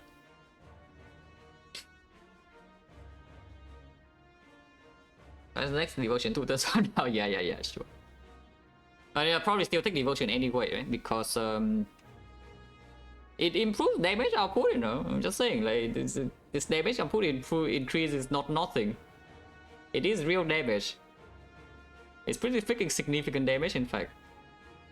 And the light water block, maybe now we say we don't need because second cycle, second attack is already blocked, and 50% of the time we already block with the burner from the first cycle. In the third cycle, first attack also burner. No, it doesn't work. Yeah, it's not burner on 4. Yeah, we play 2 devotion now and discovery give us 3rd devotion. It's true. I mean, I'm already so. Yeah, we play head. And the Akabeko actually kind of matters, so does it? Because otherwise we have only 12 and we need to play 1, 2, 3, 4, 5, 6 cards. So only if you want to play the attack from foreign influence also instead of skipping. Otherwise the Akabeko block doesn't matter here. And it's gonna attack. No, we already have the mana showing attack, which is why I'm saying that this devotion is very high amount of damage. And I mean damage is still good, because you kill it before you see 6 and 15. You just kill this before you see 6 and 15. Like how bad can this be? And yeah, like boom, 1, 2. What are you? Not talk to the head, yeah, so we skip. What is the downside holding devotion except 1 energy? Well, 1 energy. Also 1 card in hand, yeah, 1 hand space for maybe you draw scroll next turn and you're set. And then the actual important thing is that you hold your devotion and nothing change. Your divinity still goes on exactly the bad turns. It doesn't improve. Instead now you just have 1 less energy and also 1 less hand space. Ammo is okay. Ammo is not the worst thing I have ever seen because we also have devotion energy now. And it does see 1 card immediately. And we can play it because of the Akabeko block preserving the helix. In fact, if I see... Yeah, I guess if I see meditate immediately I can even play the meditate, yeah? Okay, sure. Combo. Oh, not quite, but yeah, we play this. And then end turn. Foresight is in play, establishment is in play, we have the mantra 4. If we win the 50-50, it's looking very promising. So how are we? Yeah, we lost the 50-50. At least the foresight is here. However, 2 turns. Yeah, I'm definitely holding a garbage kind of a deck for 2 turns, guys. In order to, I don't even know what it's doing, but I am definitely holding it for 2 turns. Well, yeah, losing 50-50 here is quite bad. Because next turn, first of all, this hit is not super easy to block. I mean, Tori, so we don't lose that much. But the important thing is that next turn, yeah, next turn 67 is coming, and 67 is not exactly very pleasant. Yeah, 67 is not very pleasant.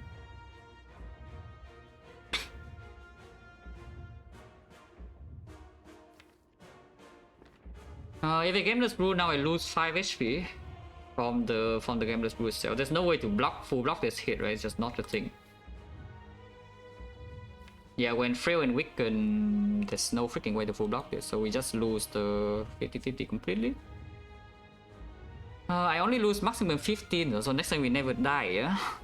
Even if I don't have this 5 HP, I never die next turn, which is why I kind of want to just game this blue, like, maybe even now, in order to play the Meditate. I need to play the Meditate soon. By soon I mean I would like it to be like right now. We can fish a little bit, we can do some fishing. It's like maybe some VG Miracle Empty Mind, for example. And then I can draw top deck the Meditate. I can top deck like maybe some Scroll. I'm thinking Scroll right now is not super good though.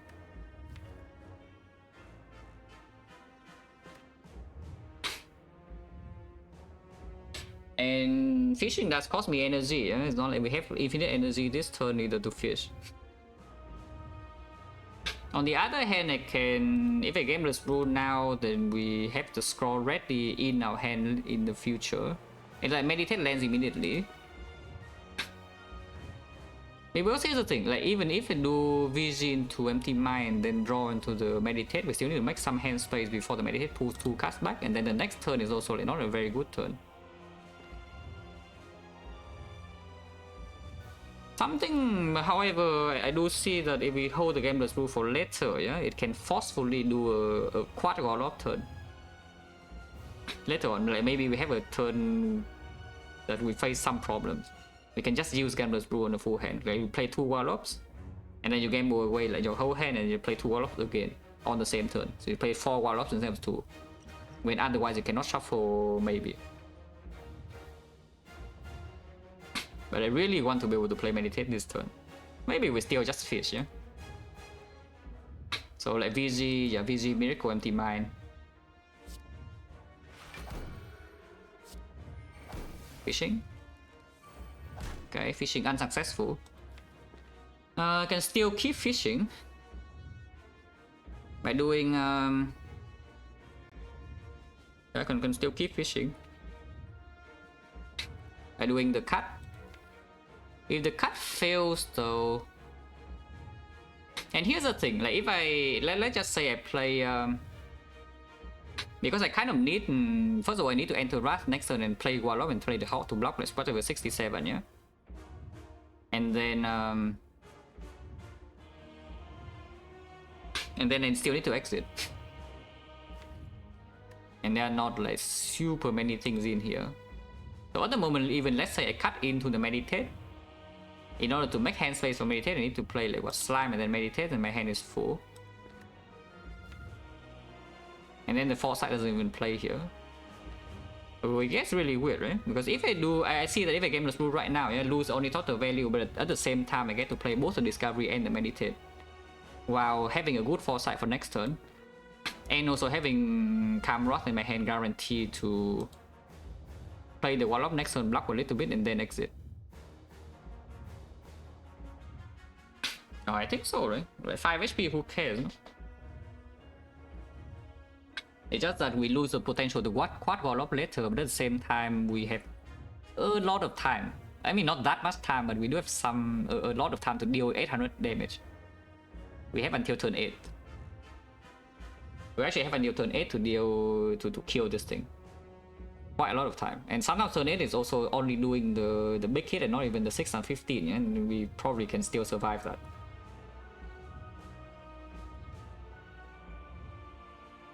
Yeah, just game plus brew. I need to guarantee to draw into meditate now though. So how many cards? And this needs to be discounted to 0. So we do like 1, 2, 3, 4, 5. And the last card I can see, you can actually discard the Wallop, because you can pull both Wallops back and make them 1 cost. And the Wallops is the most important thing to discount in this deck. Yeah, so discarding like 1, 2, 3, 4, 5, 6, perfect. Yeah, we always draw into the meditate. And then you play Discovery. You can play a defense also. Honestly, I would like to play this slime, but at the same time, you play the slime, then it's not guaranteed anymore. I don't want to really spend energy on this. Yeah, it's probably true. Discard 1, 2, 3, 4, 5, 6. You can also discard the Hulk instead of the slime and play the slime instead. Because the Hulk next turn, okay, 0Z block 11 is quite good. And we also have the foresight, so maybe the slime is not so troublesome to redraw later. With the scroll also in hand. Ah, fine. Yeah, we can scroll on the divinity turn with energy as well. And then exhaust all the garbage potentially. Okay, sure. So game board 1, 2, 3, 4, 5, 6, yeah? Not that. Yeah, 1, 2, 3, 4, 5, 6. Discovery. Can play 3 cards, and yes, Discovery is 1, Meditate is 2, and then the last card, if we have nothing else to do, maybe just play the defense. For some beat mitigation. Not like significant, but it's something. Can Discovery give us anything that costs energy to play over this defense? I know, Conserve Blade, I'm not play Conserve Blade on 1 energy. So not really, right? Either way, this blocks 2, so maybe we can just open this first and see what it is. What are you? Oh, 1 energy. It's better next turn though, because establishment it does retain, yeah? Oh, you can take this too. But the deceivability... Oh, yeah, weave. This weave is not actually that much damage because you don't have strength. 3 block, yeah, it costs draw. It did cost draw later, and we don't have the 4 dexterity potion anymore, though. But it is something. We can set up safety for 0G 12 block in hand, you know, to prepare for some big turns. On the other hand, evaluate just give an insight, but insight is breaking the foresight immediately next turn unless I play scroll now, which I don't want to. Yeah, deceivability is probably fine. So now we play, play the deceive, play the defend, and then play the meditate on 2 Wallops. And we Tori is full hit. Now discounted. This turn is 67, and we have a clean foresight. Look at this. This deceivability this turn probably is not going to be played. Anti-mine in hand, I don't mind. Because then I can do tranquility first into the crescendo and gain maximum energy. Yeah, and then we can still exit the anti-mine afterwards. Because energy this turn can be used, you know. Can we use? Do I even want to play scroll this turn? Because maybe I don't want to scroll this turn. Next turn I am divine. I guess if I scroll this turn and I do get to exhaust these first at the same time and get to play meditate right now. Okay, so I am 1 turn faster. A20H is Ascension 20 with heart, so it's with Act 4 every single run.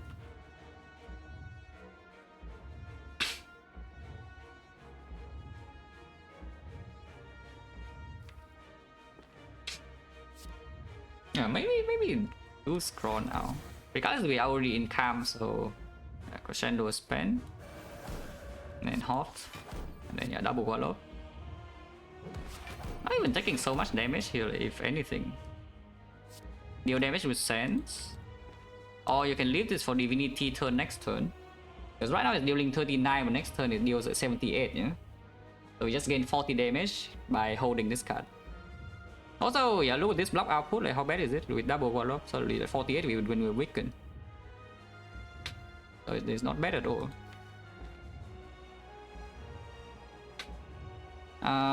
I can see just playing the scroll now, but I really don't know about playing the sands. I really don't know about playing the sands.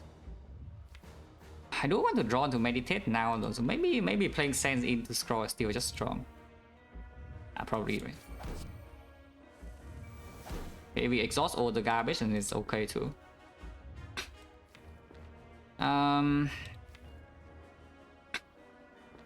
You can cut right now and draw to meditate.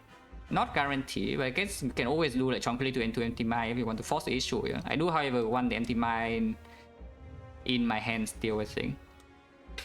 Next turn we are divine, and divinity with the cut through fate is also higher payoff. So it could just be slime into but then energy next turn is wasted. If we leave this turn with calm, we are wasting energy next turn also, because divinity already gives us 6 energy, it becomes 8 and we don't need 8. Yeah, maybe just force to meditate right now, right? So it's like what, slime into tranquility empty mind, yeah? Yeah, slime into tranquility empty mind, we just force to meditate. Because we go to 2 energies, you can always cut into meditate, and we just take a little bit extra. We have 60 HP to spend. Let's be fast. Let's just be fast. Yeah, okay, meditate is here. In which case, I can discount both Warlocks to 0 if I want to. Maybe in the current situation, it's more important to discount draw, yeah? So like Pommel Empty Mind, for example.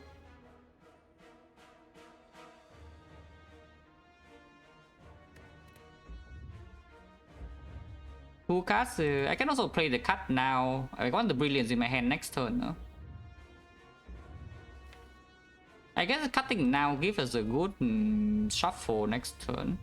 But then I lose, of course, I lose 6 more to beat the death here because I need to play this. We go to 32. And we take 35 damage, that's still okay. Two cards tiny hand? No. So we do need to play this before or one of these cards.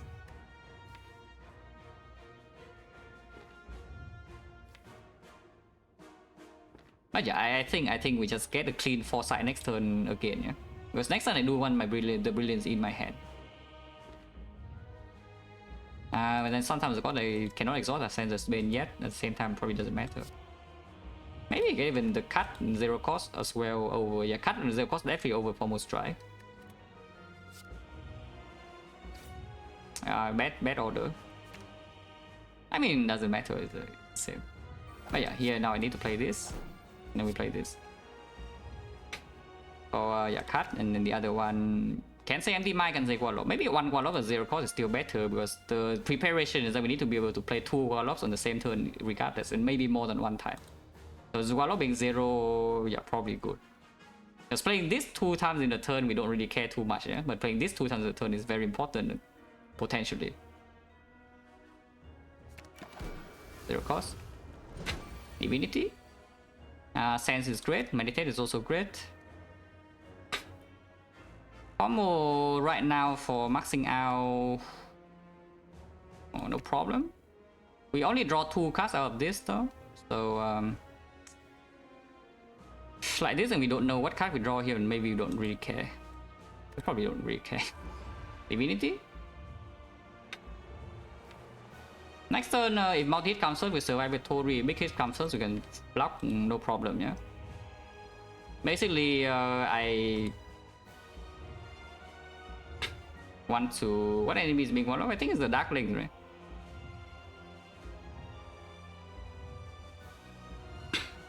yeah, losing 50-50, I lost the 50-50, lost 50 HP. It's pretty crazy, the high variance of back 4 like sometimes, but you know. That's what happens in any run that's a little bit tight. I don't want to take this beat of death, so next time we don't need the Warlock to block. In fact, I have meditate immediately next card, yeah, so I can meditate this back goes even. I think it's like this. Like with Warlock, so we will just play all the cards that I can. Meditate definitely wants to be in hand, so I play that first. And now we can play card. The second Wallop is here, but we also have the halt and the Wallop guarantee, so the next hit will be full block. And yeah, brilliant 72 damage. This is 18. This is 27 maxing out, and then we can meditate back the Wallop. And honestly, I think we pull back even the brilliance, yeah, because we just go in, no? Next time we enter Wrath, play some Wallop, play brilliance, max out again. And then the turn after we have burner, and then off turn we have divinity, we max out 200. That has to be good. So in fact I might not even want to play the eruption here because I want to meditate back, yeah, this and this. 78 right now, but the next turn we can just cash in 52. Yeah, okay, let's just do that then. Do we need an exit next turn in hand? VG is here, so it doesn't matter too much. But yeah, pull back Warlock and Brilliance, yeah. Should be fine, this should be fine. I think our damage is more than fast enough. Yeah, 47 doesn't matter. This is losing 50-50 again, yeah, just saying. But it doesn't matter. So we went to this fight, we lost both 50-50 with the Helix and the burner. But it probably doesn't matter at all. I'm pretty sure this is like completely fine. Yeah, with full block there's no problem. And then another Brilliance, 56. And another 52. We pull back the Brilliance again. Next turn we are Divine, so we don't need to use the Brilliance to max out, but we can. No reason not to VG anti-mine here, right? So I will just do that. Okay, discount to... we have a safety 0 cost for wood measures. Next one we are Divine, yeah? So Brilliance again, and then I can see Sense. Yeah, I can see just pulling a Sense to have an attack card in hand. Okay, multi-hit, we have Tori. Like, we never ever die to this hit. So if there was a situation where you could have died in the second cycle, it is because the big hit comes first. But yeah, it doesn't matter because we full block both hits either way. We are strong enough to full block both hits. And the fight should be over because like, look at this divinity. And we just max out, yeah? Yeah, 96, the Brilliance. Shuffle in the Sands again, honestly don't really care. In fact, like keeping the Sands in hand for maxing out again next turn is just stronger. What up? And then strike, and then we can enter calm. Not that it matters, the fight is already basically done. Because we have 2 turns to kill from here, and it's only has 139, and our Brilliance is Omega strong. Yeah, 36. So we can kill this turn already, this turn is already dead. Oh, easy, yeah, free fight, yeah. Very free.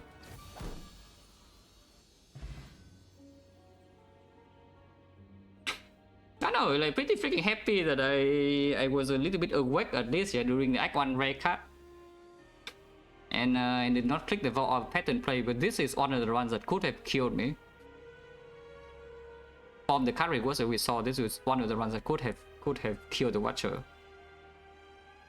Because the relics block okay, but we lost the 50-50, so they did not block that much in Act 4. There's no Mental Fortress, there's no Talk the Hand Tantrum, there's no Infinite Rush Down or whatever.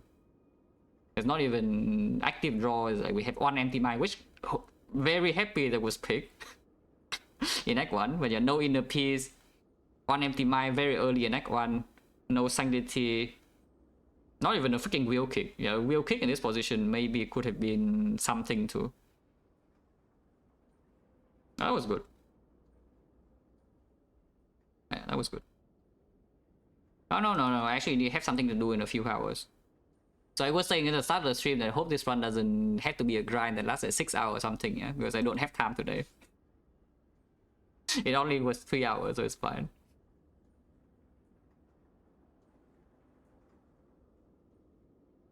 Okay, actually maybe there's a Wheel Kick somewhere here. Yeah, there was probably a Wheel Kick somewhere here. I think by this point I would maybe pick a Wheel Kick. I think after in Act 3 maybe I would pick a Wheel Kick. I think the Wheel Kick show up, if it show up in Act 2. Well, had it been harder or easier with Vault and Self-Judgment, maybe we die.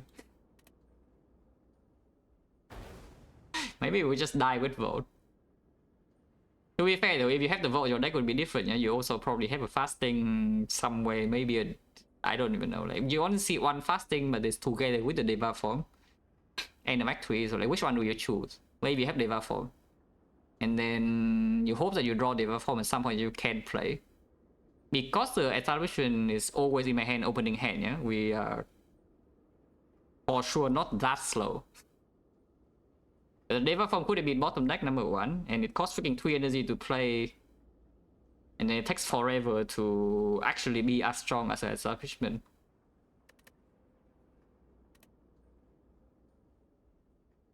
That was great, that was big.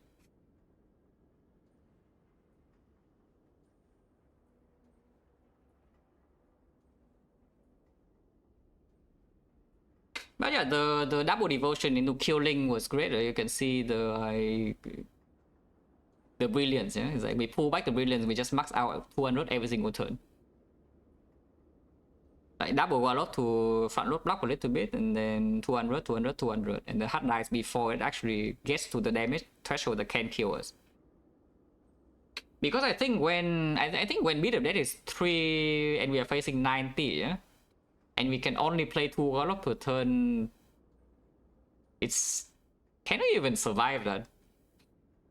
Because the warlock without strength, it blocks at 24 each, so you play 2 warlocks, you block 48 in wrath. You need to play a wrath card in the first place. I guess you don't need to, but because you don't need the energy, calm energy either. You can prepare the turn before by entering wrath preemptively. And then you play 2 warlocks, 2 cards, then you play the halt. That blocks 48 plus 18, 66. And maybe you can even say you prepare the safety beforehand. That's 78. 78, you play 4 minus 4 cards, beat of death. It's 66, and you need to play 1 exit card. Either meditate or the empty mind or the vigilance. Oh, it's close. It's actually very close, whether you can survive it on 23 HP or not. If you perfectly set up, so you do need to win the 50-50 again in the third cycle.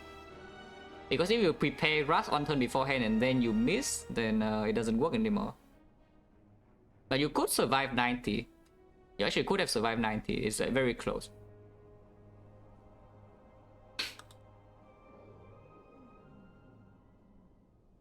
Why is there brilliance in the deck? I mean, one is deal 12 early game. Deck has like no front loaded attacks.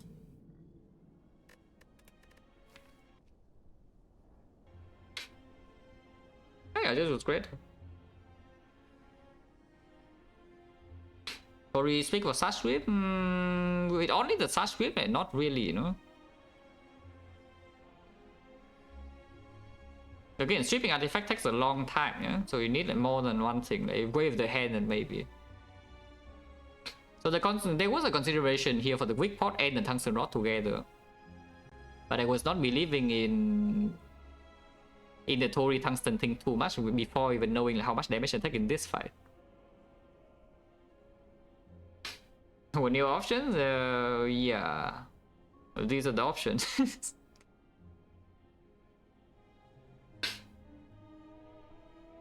I will swap? Is it Pyramid or what?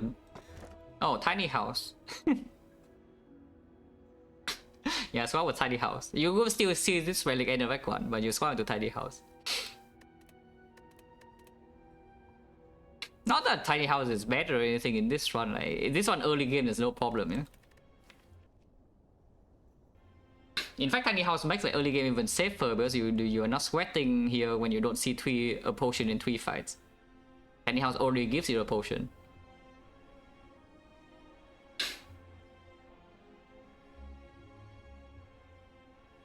No miracle for the end game on 3 energy? Yeah, but you maybe the card is giving you something good, no? But yeah, the miracle was important. In this one, the miracle was definitely also important.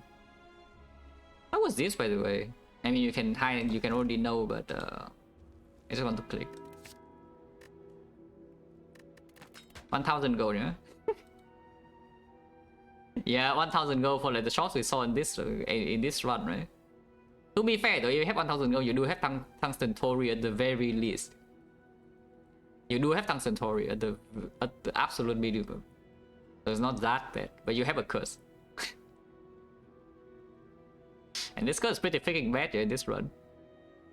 Oh yeah, you also have gambling chip. Yeah, it's true. You also have gambling chip. Fine, you're rich. Being rich pretty good. Because, but then you don't have back potion anymore, so it's only like 1 devotion or something. If you even have the devotion from the power pot. So you're faster and you don't need the Gambler's Brew as much, yeah? But I don't know how good the Act 4 would actually be.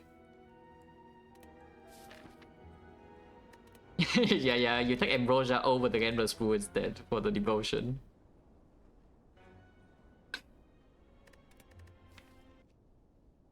Oh, this is nice. I don't think I have had an interesting Watcher run in a while, no? Like what were the Watcher runs recently? Yeah, completely free. Yeah, completely free. I mean, you can see the pattern, yeah? Whole deck green. Whole deck green. Whole deck green. Yeah, completely free. Whole deck also green. Wait, what?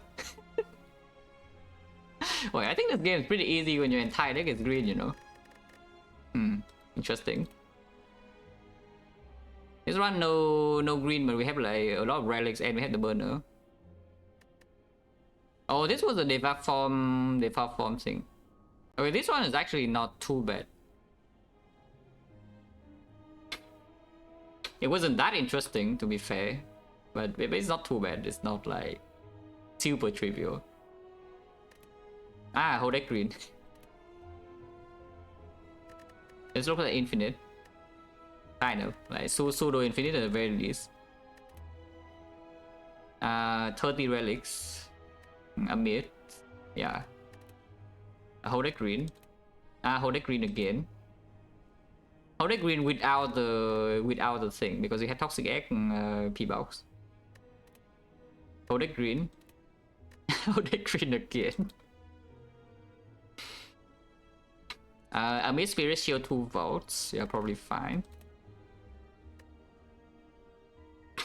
But yeah, what I do see here though is that so first of all, it's like in a long time it hasn't been a actually tricky Watcher run, yeah. But at the same time, something like where is it? Where did I see it? Here, yeah. It's a bit early though. It's actually a little bit early before we know the amount of removes that can be. Yeah, because this deck was also maybe opening some infinite hours, or maybe I should just pick this here. If there is a mistake in this run, big mistake in this one is like this floor, yeah? That the Spirit Shield was skipped. Devotion? Nah, devotion. Actual devotion in my deck I still don't want. I don't actually think I want actual devotion in my deck. But this should maybe be picked. Because honestly, these cards are not even so good if I'm stuck on 3 energy, you know? Like maybe you say devotion, but devotion is only 1 turn against the heart. And we are not, again, we are not that far away from actually being infinite either. You can see like in every single fight in Act 3, yeah? After a few turns, we are like completely invincible. Like until this fight, because this fight, of course, stops your turn. But like here, we take damage on turn 1 and never again. Like same story, all of these. Like as long as we don't take damage on turn 1 or turn 2, we are like, invincible. And the devotion doesn't actually help there. And you could have also, depending on the boss relic and the shops, they could have just gone infinite with the sufficient meditate. And the devotion, I mean, that's getting in the way, you know. Considering that the establishment was not even green yet, and you need to draw. You really need to draw the meditate early, and the deck didn't have a scroll yet.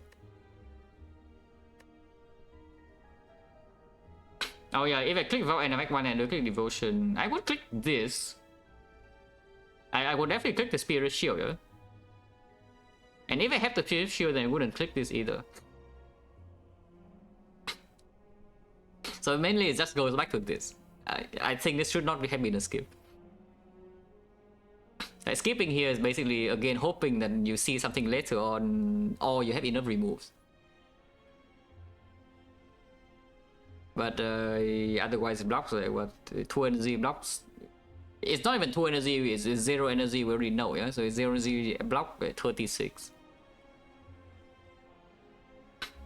So probably should have been picked. Because if the run goes bad, this card performs, and if the run's going well, then honestly this card still performs. Because you have pyramid in these fights. So this was probably wrong. Otherwise, it's fine. Yeah, even the concentrate here, you can see the freaking Reptomancer. And the flex spot here also. Ah, wait. If you don't flex spot here and you lose 30 whatever, like, well, can anything bad happen? Maybe not. You would need to rest at least one time, yeah? Scroll will still be upgraded.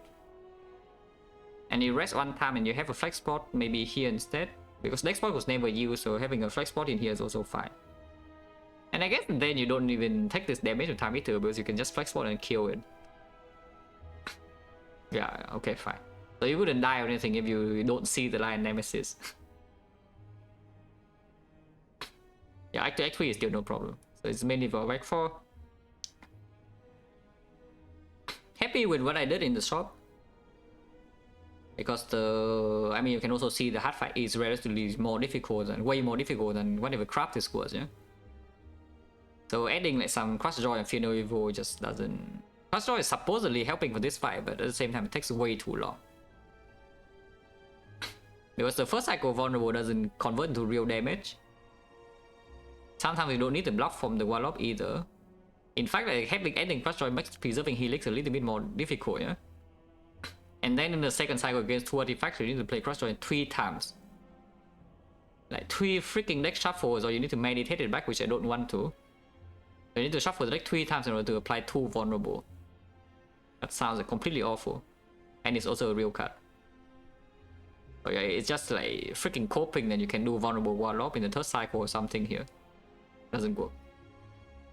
And Fear No Evil would have been positive for this fight, but again, I'm more scared of this. It wasn't bought. Honestly, overall, as far as pyramid runs go, this one is definitely interesting. Because normally you have this relic, the run is just free. But it is good, it's good. Okay, let's get out of here.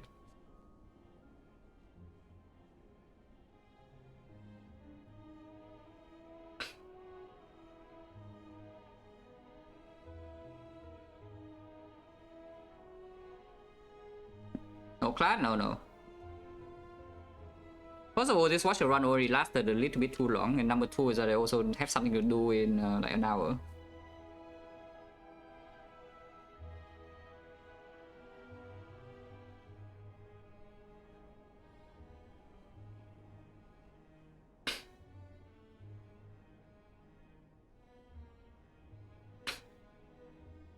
Take a while, whatever. Later, maybe next stream.